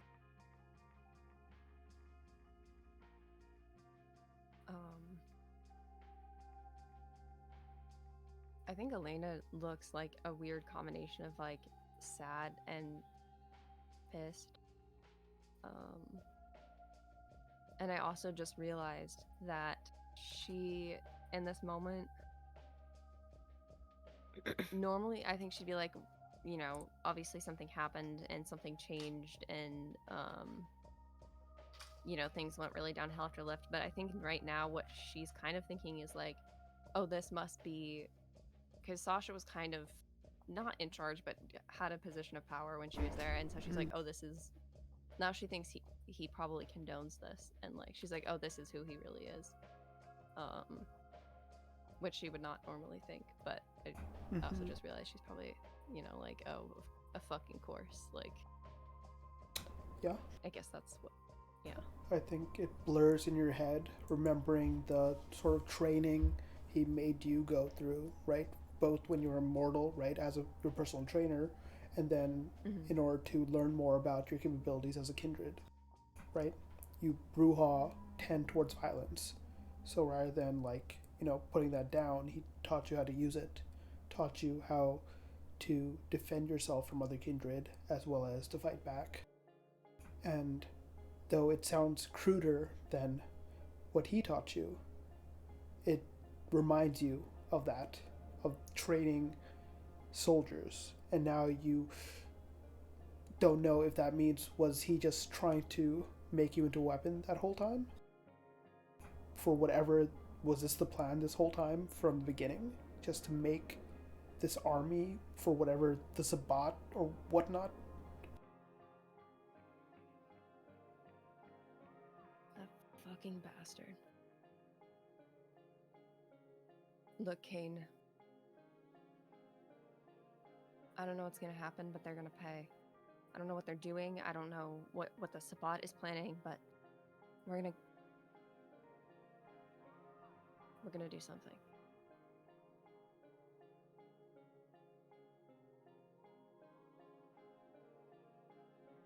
At this point, Kane's just thinking back to how powerless he felt with Isaac and uncertain about what to do. And he says to Elena,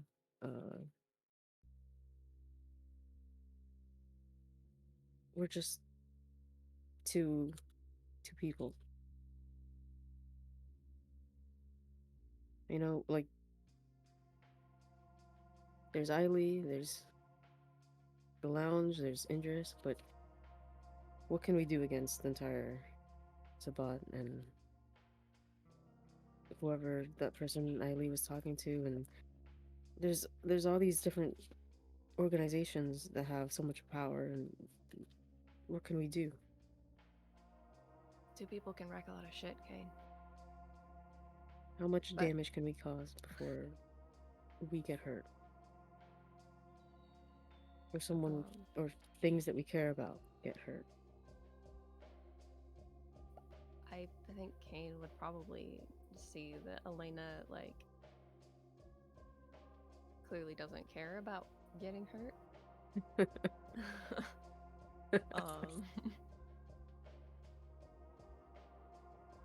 Look.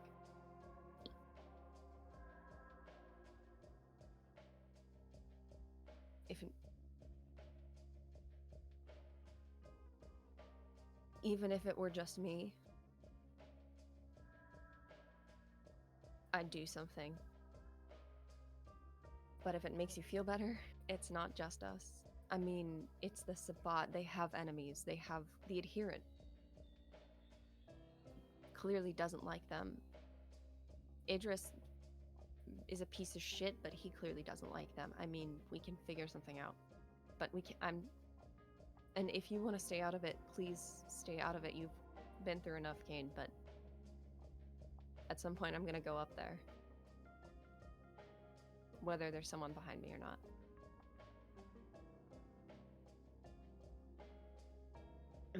I'm scared out of my mind and just completely unsure, but I wouldn't let you do this alone. You pulled me up when I was at my worst. So I will literally follow you to the ends of the earth if that's where we're going.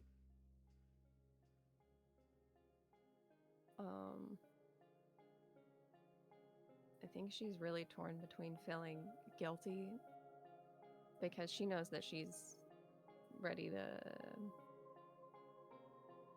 self-sacrifice,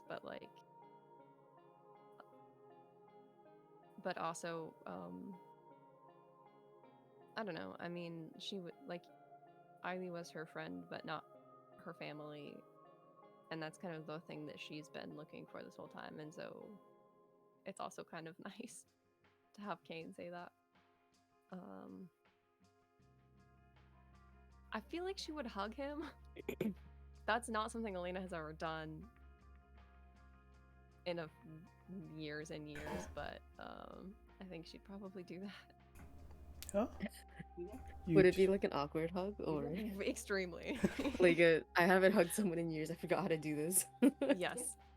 No, she hasn't hugged somebody in like 20 years. Yeah, you see Elena take a tentative step forward, and in an awkward embrace, you two meet, having, vied to not just sit back and, let this undead life, this undead world just, do with your lives as they will. I think there's a little solace in that, as even though maybe a friendship was changed forever with Eiley, it was also changed forever here between you two. And I'm going to say we fade away a bit, as if you imagine a camera pointing from the ledge of the rooftop, it sort of, focuses out of you guys and blurs, and blurs into focus on a phone that has its lights on off to the side in the corner right outside the door, but that's stuffed away. The lights are on, blinking. Meanwhile, Selena here. Yeah, I'm back. Celine, you drive off, and as you're driving off, is there any music playing, or are you just going off in silence?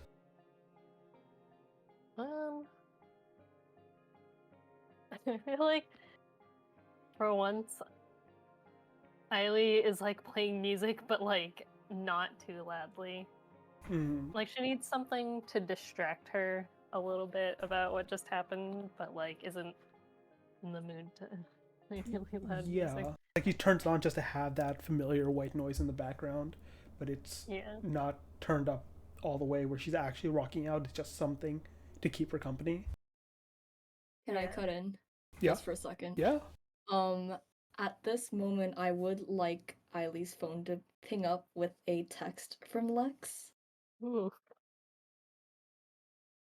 And it reads. I wrote this down and I forgot. No, I didn't. It says, "Hey Eileen, this is Lex. I was wondering if you have time to talk?" Question mark with a little like smiley face emote. I probably look at the message like while she's driving, and I don't know if she'd be in the mood to talk right now, but well, another one of your friends, don't stop on my account. And you see like coming out of his unseen passage, Isaac in your passenger side seat. Kylie like doesn't even look surprised. Like he's probably done this to her before. Yeah. I don't know. I'm just like, oh, so you were here the whole time. Well, just waiting, Wondering where you went. last few details I need to pass on. But no, please, go for it. I'm actually listening on something myself, and you see a Bluetooth piece in his ear. What? Can't hear you, No, Elise. I think You have you've AirPods met. on. I think you've met enough of my friends for tonight. Oh, I'm finishing an audiobook. Don't mind me. And he's gonna turn, look out the window, and seems attentively like listening to something in his ear. Can I like tell it's not an audiobook? Or can I make a check to see Make me an insight check. if I can figure out what he's listening to?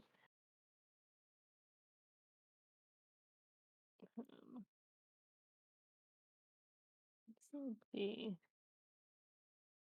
So, Yep, you know him well enough. He is definitely not listening to an audiobook.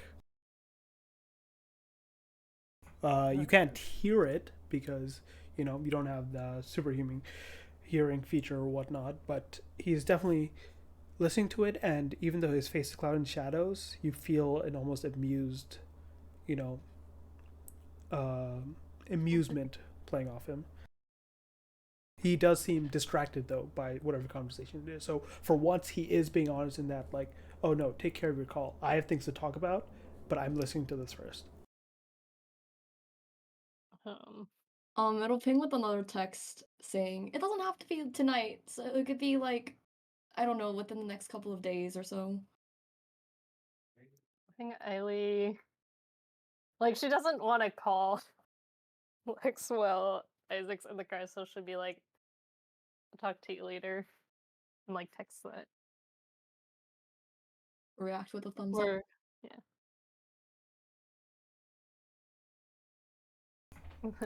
I feel like Eileen suspects that Isaac has like put a bug somewhere and is listening in on it, but she's not gonna ask for about it. Yeah, you know very much that based on other jobs you've taken, he has supplied you with, listening devices and whatnot.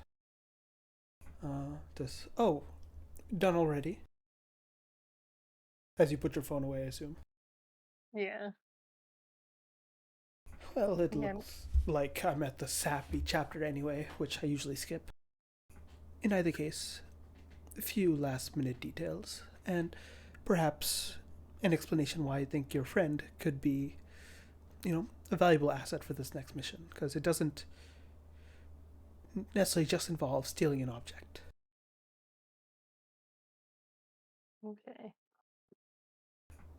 The carrier of the object is a Tremere from Chicago's very own Chantry, who is delivering and likely to be staying in Manhattan for at least a while, an Adrian Voss.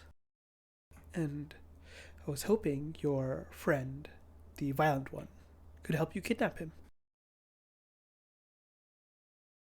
So the object is actually a kindred? Oh, it's both. But as you recall, a lot of our abilities of our clan relies on trickery and such. From what I got from your friend, she likely, unlike not an Nosferatu, but one of the stronger clans physically, perhaps Bruja, from, her lack of control.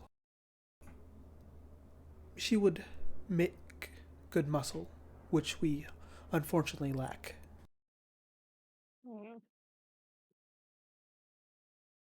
And why do we need to kidnap this kindred as well as the object? Well, you know what the Tremere are, don't you, Eiley? Mm.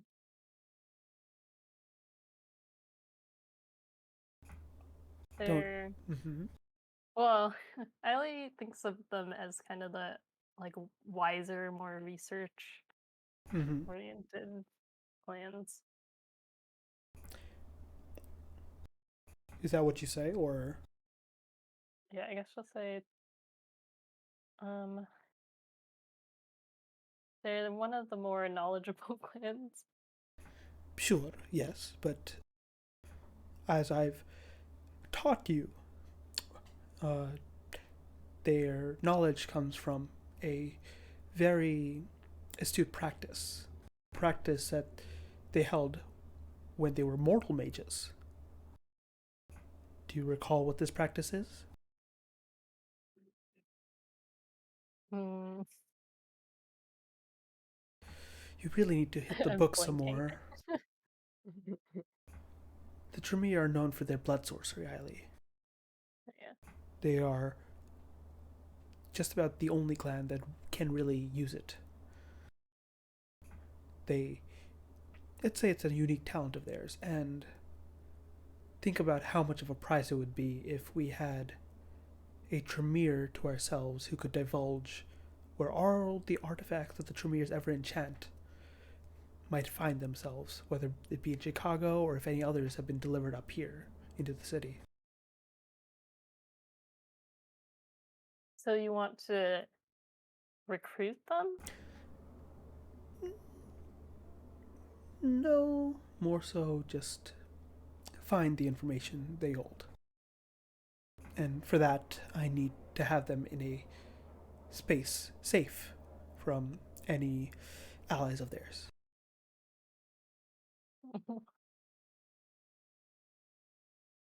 This is the first job he's sort of insinuating is for literally like kidnapping a kindred rather than just an object or like, you know, things. Hmm. He's making his way from Chicago, and the Camarilla are said to expect him, but not soon enough, and so it's a perfect chance. We couldn't necessarily target a kindred that's well known in the city, but this one's coming from out of town. I mean, won't they notice that he's missing? Eventually, yes, but perhaps the blame can be diffused to something else, someone else. Chicago's also very dangerous. It wouldn't take too much to create a story where he got involved in the bloodshed on his way over.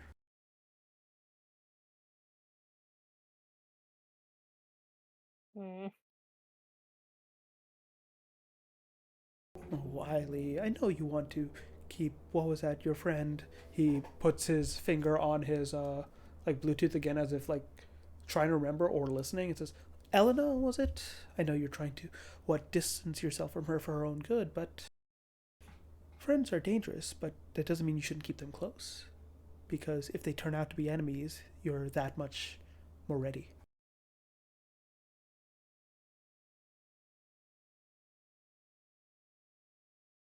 Yeah, I always like, she's like, she has to do this job, but it's like, she kind of realizes that she can't do this on her own. Um, okay, do you know anything else about this Adrian boss? Like, what kinds of abilities he might have? Or if he's traveling with anyone else? I don't believe so. He's traveling by his lonesome. It seems it's not easy to make your way out of Chicago, so the less individuals, the easier it is. Which is why he's such a prime target for us.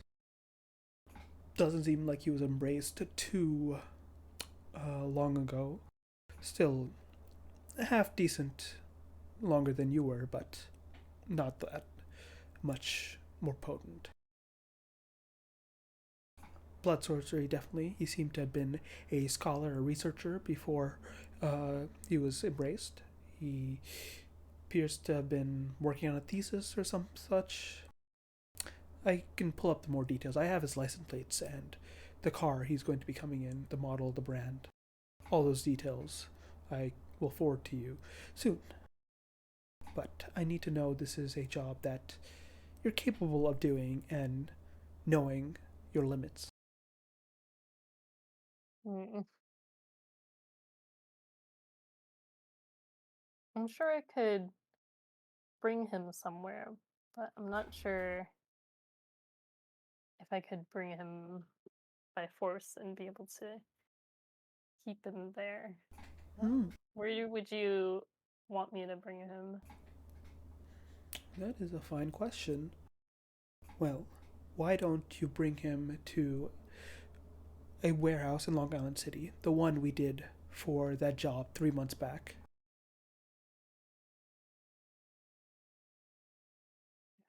If you can get him there, I'll be able to easily dispose of the vehicle as well as sequester him away. Okay, I guess enough about the kindred. What is the item that he has? It is a deck of cards of sorts that I need to do a bit more research on its lineage, but it's said to have been held by a man of great faith once upon a time. I'll have the excerpt of what we've researched sent to you as well.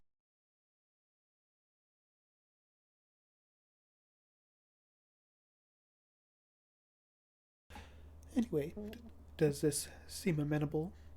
Are you going out at it alone, or are you going to convince that, you know, boisterous one, your friend, or so you say, to help out?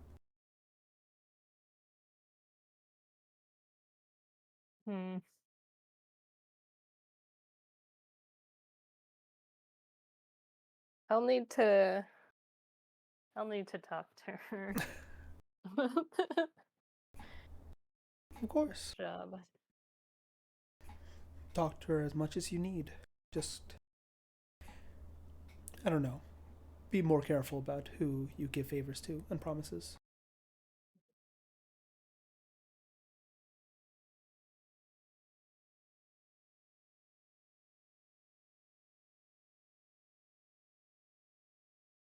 As you continue the drive, eventually, stop at a red light, you hear the door open, and as you turn, you see Isaac is gone. Oh. Unless there's anything else you would wanted to say. No. Alright.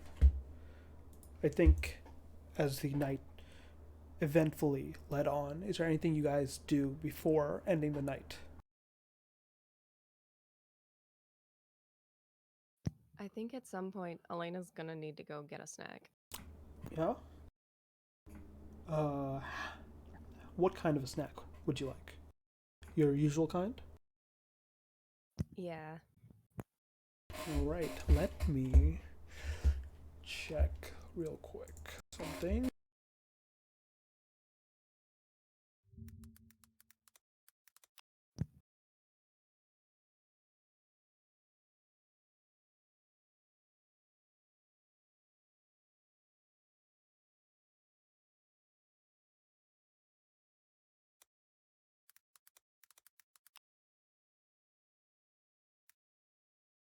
I do think Right, this guys, is- the DM is gone. We need to take over vampire now. Alright, let's go.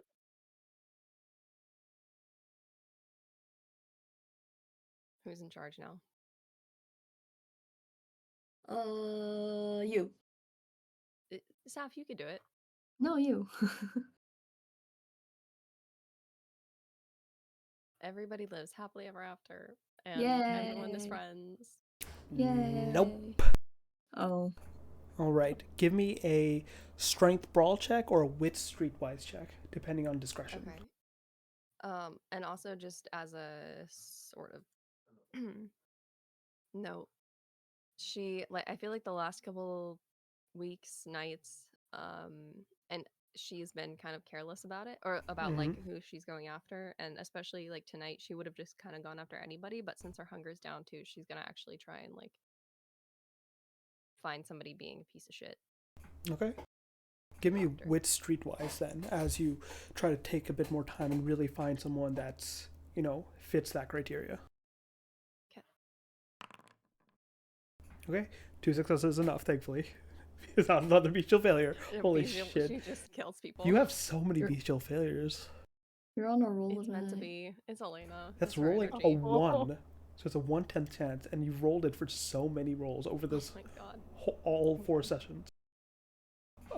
But yes, you do find someone who seems like a piece of shit, drunk businessman that's from out of town, that's like complaining about a job while taking a piss in an alleyway, right?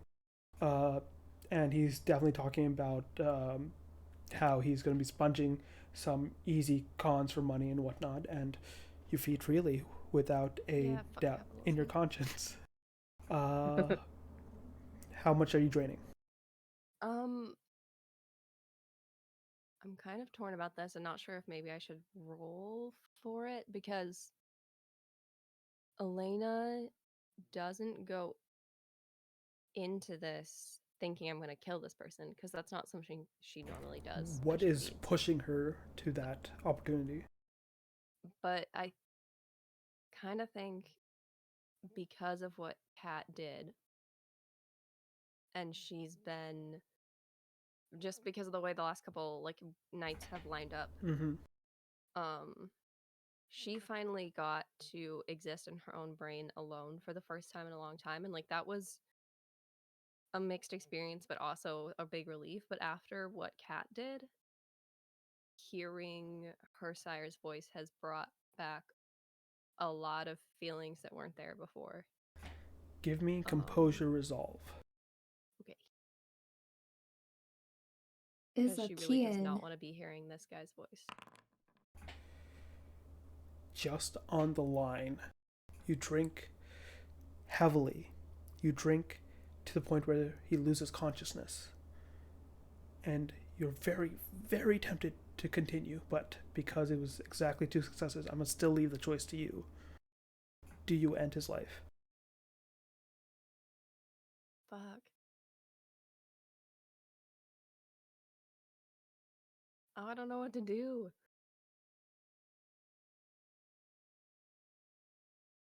Kill him. Flip a coin. Flip a coin. I will say because Where it's did that voice come from? blood dice, Alexander will be in your head again. You need to take back what you're owed. This is just, repairing the damage that was done. Making sure you're ready for the fight ahead. What if you're too weak and you let that boy die? The one who promised to follow you to the ends of the earth? You're doing the same thing I did. You're doing the same thing Eve's done to him. You're making a soldier. Piece of shit. Oh god, she's gonna. I. She really wants to shut him up. We're So a I think lot she's gonna alike. do that. And you drink deep to shut that voice up. That's almost glorifying how alike you two have become. But it suddenly cuts off as the spark of life leaves the man's body and you feel him grow completely cold in your hand. And once more, the hunger is gone. It's silent. The voices are silent. You feel like yourself, but once again better. You have all the pros of being a kindred, the strength, the speed, the awareness, but none of the cons, as you have full control of your faculties. What do you do with the body?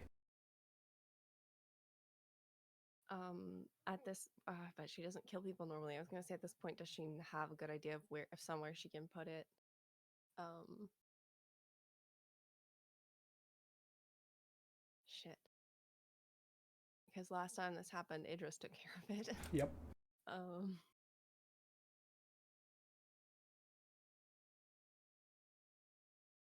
I think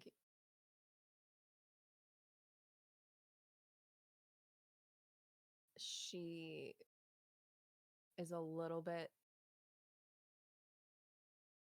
horrified at herself, but also so glad that she can't hear him anymore. That she's just gonna push through and do the next thing, and she's gonna find somewhere to put the body or just make it look like this was some guy who got mugged and and died. Died of what And then- cause? Like a mugging gone wrong. Either like. Do you wound the body? Yeah. How? Oh no.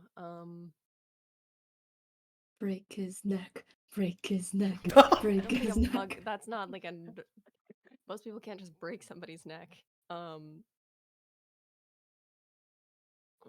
She'll make it look. Oh God. She'll make it look like a stabbing. And Okay. take his wallet, and then go try and clean herself up so that Kane doesn't realize she murdered somebody. You stab him multiple times before tossing the body in the dumpster. Take his wallet, take things that will lead the police to think it was a mugging gone wrong or mugger gone violent. You step away, breathe heavy, and remove some of the blood that's still on your lips. As you walk away, the body sits there, and unfortunately, unlike other bodies, does not pool blood, because the stab wounds leave no blood. And so the body just remains there to decay until found. You return to your domicile and find rest for a sleep, a night, without voices, without the voice of the man you hate most.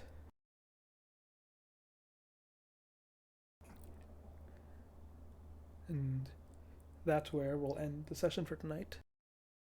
As all fall and find sleep in very new forms of solitude. Good job, guys. That was so depressing. That was a so good, session, you but guys. God damn. That was called Wow. Shades and Solitude. So Wow. Ellie's Bye, gonna Eileen. sleep in her car Oh, in like a garage Eileen. somewhere. Oh. that bestial failure. Just fucking everything up. That double bestial failure. I was That was like, so oh my random. god. You got such bad rolls today. Ugh, yeah. One last thing I'm gonna do once more the camera as it concludes, rolls credits. At the end of all this, we see a scene that you as characters don't know. But we find ourselves in a park in Astoria. Taped had been a few weeks ago after the body of a child and homeless man was found here. But seems to be gone, though the park is still closed by the city for at least a little while longer. A person stands there, large, built, wearing a long black sort of sweater and a mask on his face as he looks around and inspects the area, goes into the bathroom and inspects where the child's body had been found, bends down, touches the ground, and then looks off in a direction, and you see a figure appear before him and a voice that you all would recognize say in a feminine tone, "Piers, you found the trail? Good." And we'll zoom back out. Wait, whose voice was that? It had a very Ye-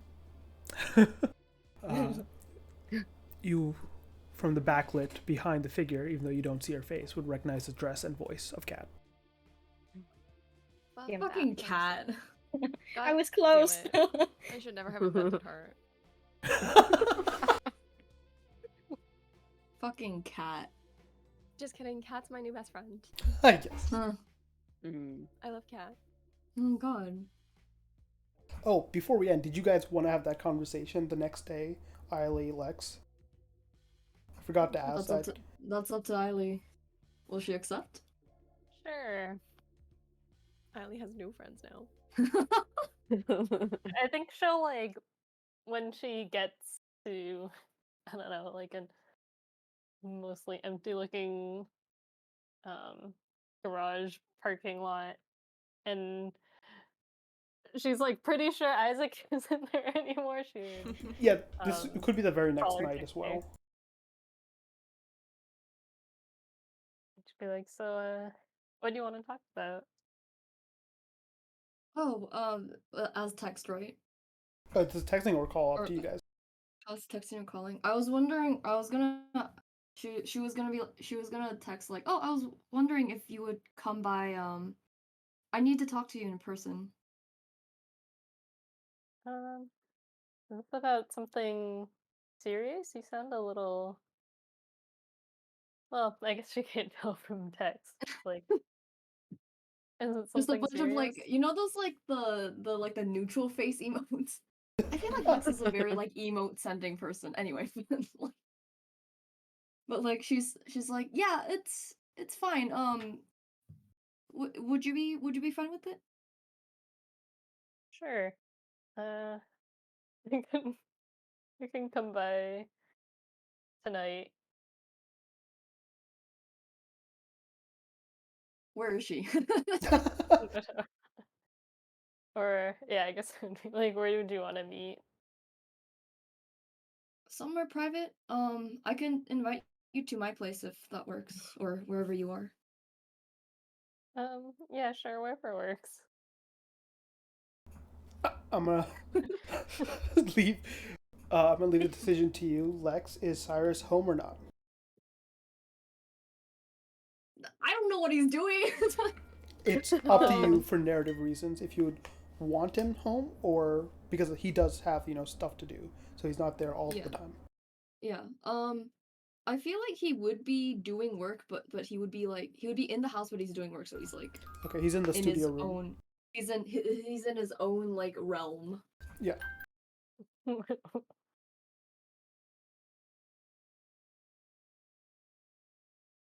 Okay, I guess Eiley just heads over to your place then.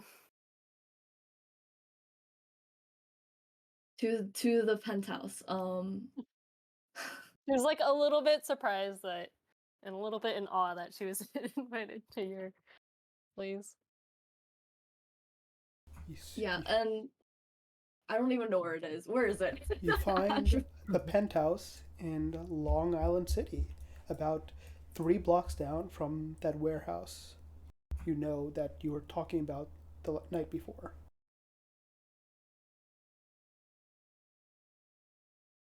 I don't know what a penthouse looks like, but it's okay. It's a house in the shape of a pentagram. Of Oh, course. Exactly. amazing. Yes. Yes, of course. They do satanic rituals. Yeah, that's that's what they do.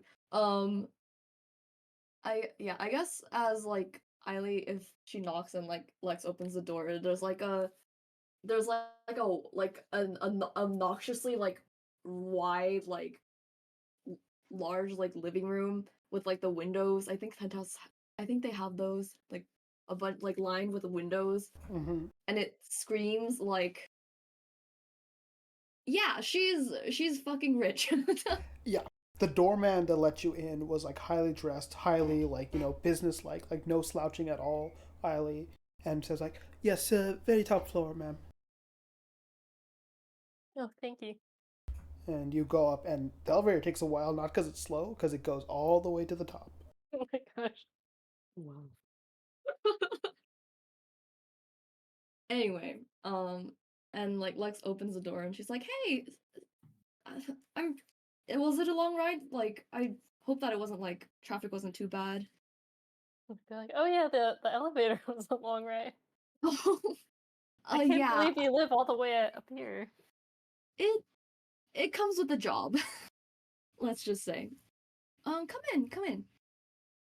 And it's like, yeah, it's like this like large ass living room with like couches. I think maybe like leather, maybe leather couches with like like windows like panning the view of Long Island.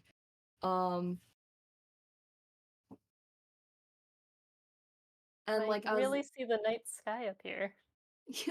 yeah, it's fine. Usually during the day, we have curtains, or we just try not to get out here. Okay, but occasionally, it kind of happens, so we have curtains.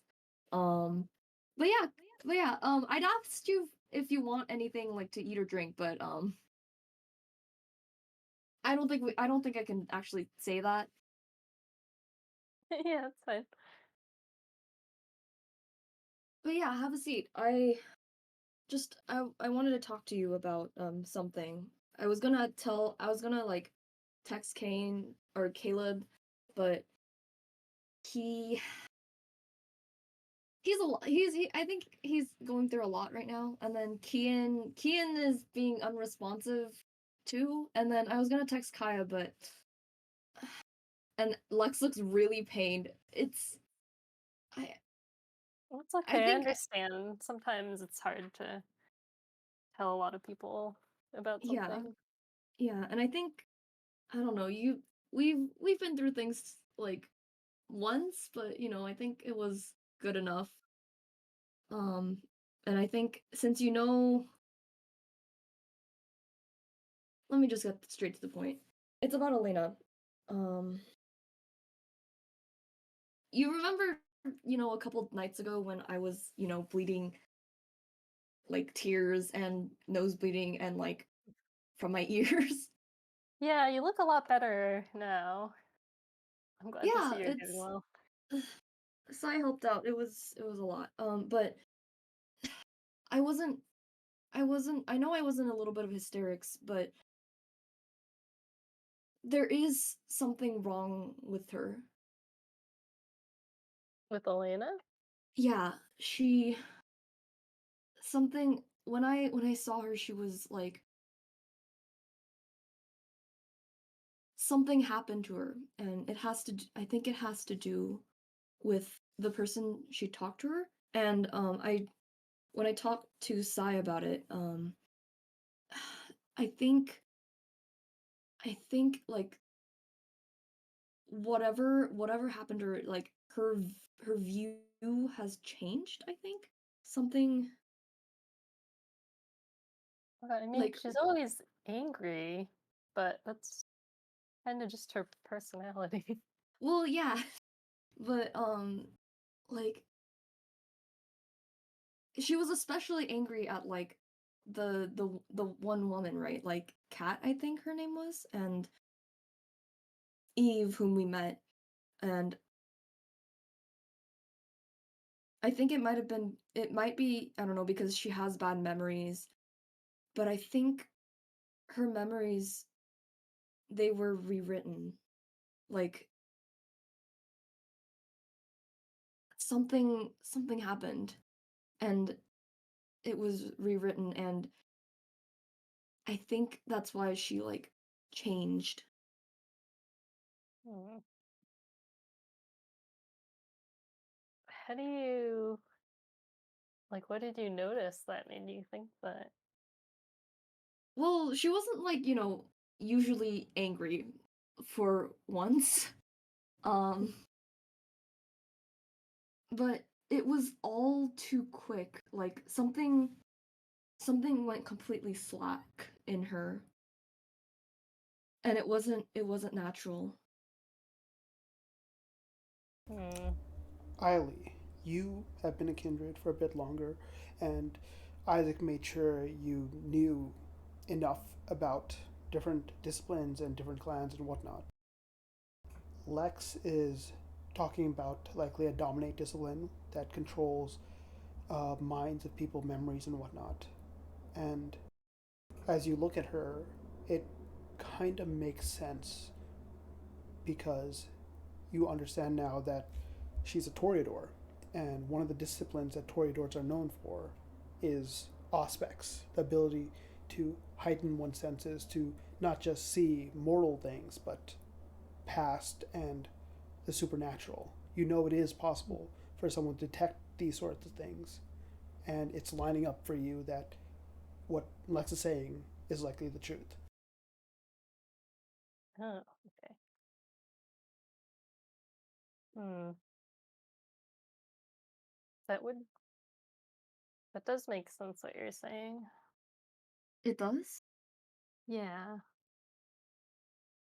Yeah, some kindred have abilities that can mess with your mind and your memories. Yeah. I'm And not sure how to break that. I don't either, and I'm so afraid that it might be permanent if because like if this is and if if it was something if her memories were rewritten and like she was manipulated into like I don't know being angry or like resentful towards something else. Hmm.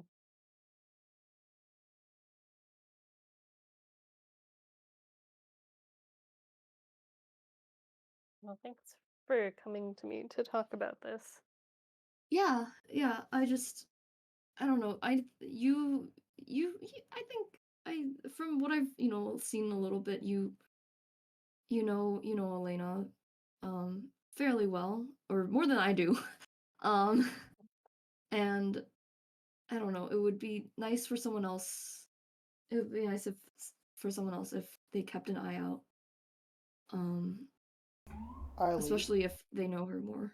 occult intelligence. Okay.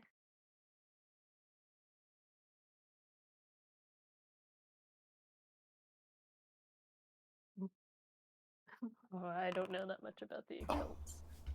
Oh. Oh shit! Do you only have 2 intelligence? Oh, you only do have 2 intelligence. Oh, yeah. Yeah, nope, that's fine. Oh shit! I won't invoke an habitual failure here because it's a check I wanted you to make for some other reason.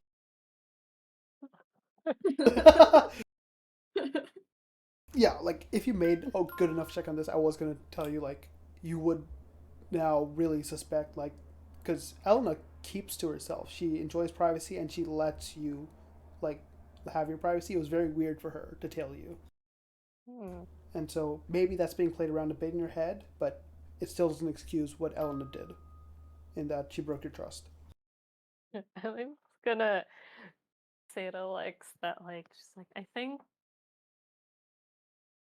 think we shouldn't tell Elena about this just yet because if she's under some kind of like hypnosis or memory altering things, she'll probably just think that we're crazy until we can figure out how this happened to her and how to break it.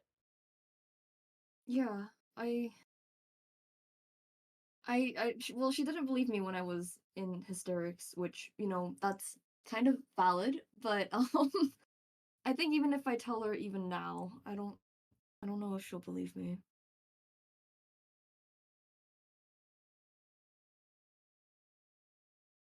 Hmm. What I'm not sure about is we might want to let Caleb know about this because he has the best, um, like he's always with Elena and would be able to keep an eye on her. DM, I'm gonna leave this to you, but Lex has a slight suspicion that Kane is like I think from vibe checking Kane, I think Lex would have figured out that Kane is very like heavily dependent on Elena. Yes. But I want to know, I want to ask if Lex would know like is like would discern the degree in independence in which Kane is dependent. Like the degree of dependence. Like would he follow her every word type dependence? Bonnie, correct me if I'm wrong. I don't think it's there yet. Based on what you know, Lex, it has likely escalated to because of events this session as in last night in character, but based on what you know, it's more so the connection to like a, you know, maybe two cousins that have their back, right? And but it's not like to the point where like, hey, I'm always gonna listen to you, but it's always like you're in the right until you're wrong. But Okay. like you'd still trust Kane to have his own mind about things for now. Mm-hmm. Yeah, I think we can let Caleb know. I'm just a little. I don't know how. I don't know how he's. I'm just afraid of how he's gonna take it. That's why. That's why I texted you. Before I did Caleb. Hmm. I guess we can keep an eye on the situation ourselves and try to find a good time to tell Caleb, because I would also I don't want to put the burden on him of keeping secrets from Elena. Yeah. And sooner or later he's gonna have to know. Yeah. I don't see any. I was like a little conflicted, but she's like, I don't see any immediate danger in um not telling them right now, but if we see those characters that were hanging around the lounge appear again, we should probably make it more urgent to let them know. Yeah.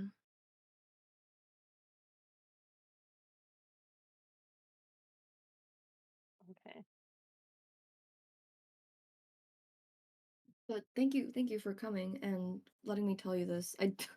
Honestly I didn't think you'd believe me after, the blood and the whatever happened, but Oh, well, that seemed like something you didn't have control over, but thanks for telling me what's been weighing on your mind. yeah, of course.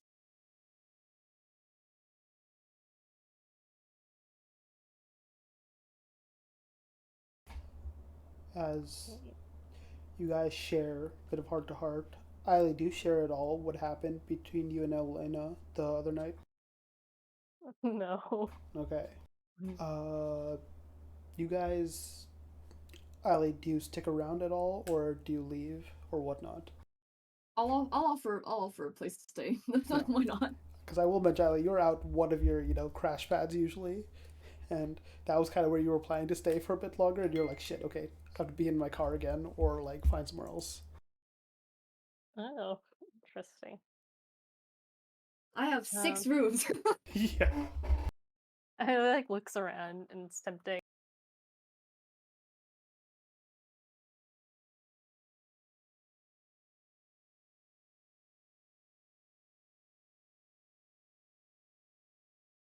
Sai like calls like in Be the like, direction oh, of the he's home studio. now.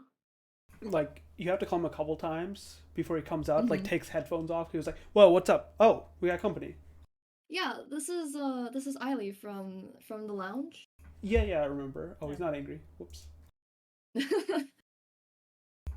What's up? I was I was offering for her a place to stay. Maybe she could take one of the rooms, the ones that we keep upstairs maybe. Sure. Yeah. Would you be Um. fine with it? Yeah. Of course. Looks you over a bit. You're the one that called me that night, right? Yeah. Thanks Yeah. for Thanks that. for coming over so quickly. Yeah. Well. Kind of was afraid something like that might happen, but no. Thank you. Yeah. Like, feel free to stay over whenever. Oh, thanks. Yeah, I have been. I do need a place to stay tonight. Yeah, of course. You're welcome whenever. Just like I can let the doorman know, that you might be popping in. Uh. quick question. Eiley, right? What's your bloodline? What clan? What my clan is? Oh, Ravna. Oh, how old are you? Uh, is this Cyrus asking? Yeah, this is Cyrus asking. Okay. Like when we turned. How old is she? Lex, insight check wise, you can tell Cyrus is a little like when she said Ravnos, Cyrus is like, oh, wait a minute. Like he's like suddenly like this question is a lot more important than you would think it'd be in terms of like how old she is. Why do you need to know that? Just wondering, how long you been a kindred? I don't remember. About 15 years or so. Oh, all right. Oh, cool. Yeah. Yeah. Feel free to stay over. And then he'll like Okay. like you can tell it's a little awkward. He's sort of like, oh yeah, yeah. Help yourself. Let us know if do you have a drink preference or whatnot. We could maybe try to help you out. He seems to completely 180 now after getting your answer of 15 years. Oh, thanks. Lex shoots like Cyrus like a really like inquisitive look. He like mouths to you when Eileen's not looking. I'll explain later.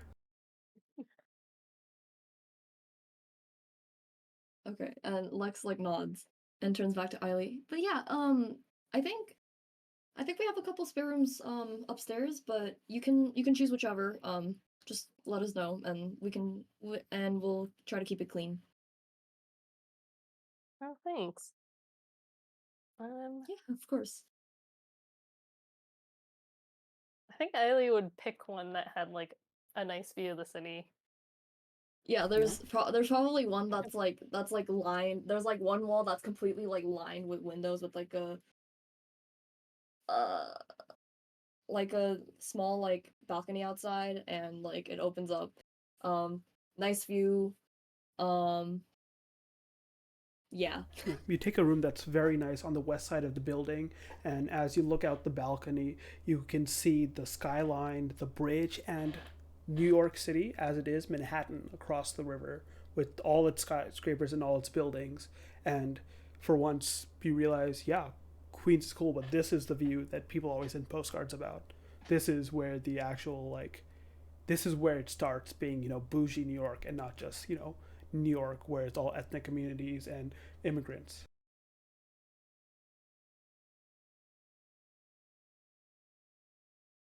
Yeah, this is definitely the nicest place I've ever stayed in.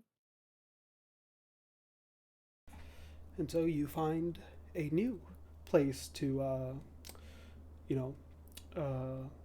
rest at and relax at. You lose perhaps one set of roommates and gain two others. And we'll have to see how this scenario works its way out next time. Can't believe we're cheated on. Yes. God damn, how could you? That's couch Our basement wasn't enough. Lex is Thanks, just being Seth. courteous. Yeah, of course. Very nice. I'm glad we got Nora that. wrote in the chat, basement to penthouse. Yeah. Damn. I'm glad we got to have that scene. That was fun. Yeah. Cannot Yeah, believe I was now. honestly like, I don't know what she wants to talk about. But sure. Hey, yeah, remember when I was just bleeding out of every hole in my body? Oh god. Oh, You look good.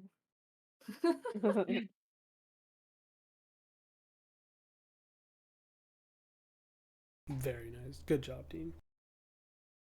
Yay. good job, team. And it was only 3 hours. It was Yeah. only 3 Yeah. hours. Damn.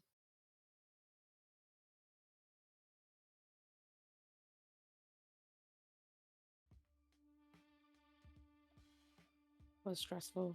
Yes. Oh. You only got shot in the Rolling foot. so badly. Yeah, poor Kane. Oh, he's fine. Elena's fully ready to just go up north and die, but now she's gonna have to drag Kane with her, and I feel bad about that. Or like he's gonna follow her. He definitely will. How, in your opinion, Eiley, does Isaac turn out like you thought you wanted him or no? Yeah. Good. I was thinking like Eiley would be a little bit. She's like a little bit afraid of him. Yeah. So, The one note I remember was like, he's kind of manipulative. I was like, okay. Let's- yeah, I think that was good. Damn. Because she's like, I don't want to involve. Like, Eiley didn't want to involve her friends, but she was also kind of like this. She didn't want the situation to get worse. Mhm. And yeah, she also like she can't directly go against Isaac, I'd say. Yeah. It was fun to kind of play and push Elena's buttons and then make Elena out to be the bad guy.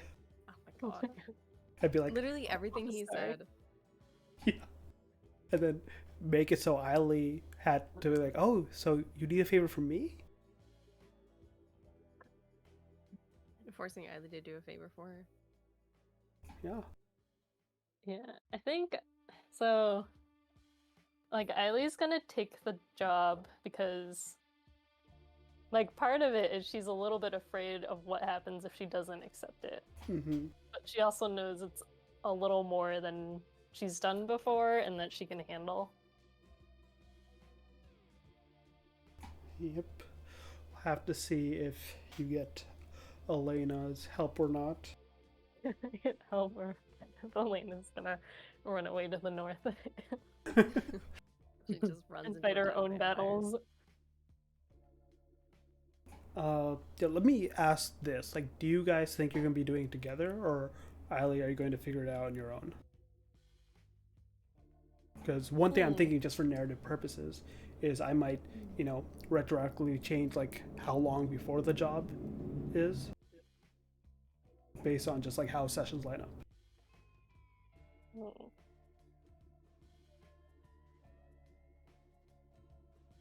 I think Elena's kind of in a weird spot where she wants to help Eiley, but also is like, oh, I fucked up, and doesn't want to push. And so, like, she was very honest about her offer to help, but she's kind of waiting for Eiley's word. So the question To is, get does into it. Eiley reach out then? Yeah, I think Eiley would reach out to Elena because she is feeling like desperate, like she needs her help. Cool. Okay, then I'm going to say instead of, like, a few days, it's, like, a week from that conversation. Just so, like, then for the next couple sessions where Celine isn't here, we'll explore things happening in the week. Okay. Cool. And then whenever your next session you are here, Celine, we'll focus on that. When Celine and Nora are at least here. Ooh, exciting. It's definitely not going to be an awkward job at all. Okay, might be a bonding experience. Yeah, we could be friends again. Perhaps roommates. And they were roommates.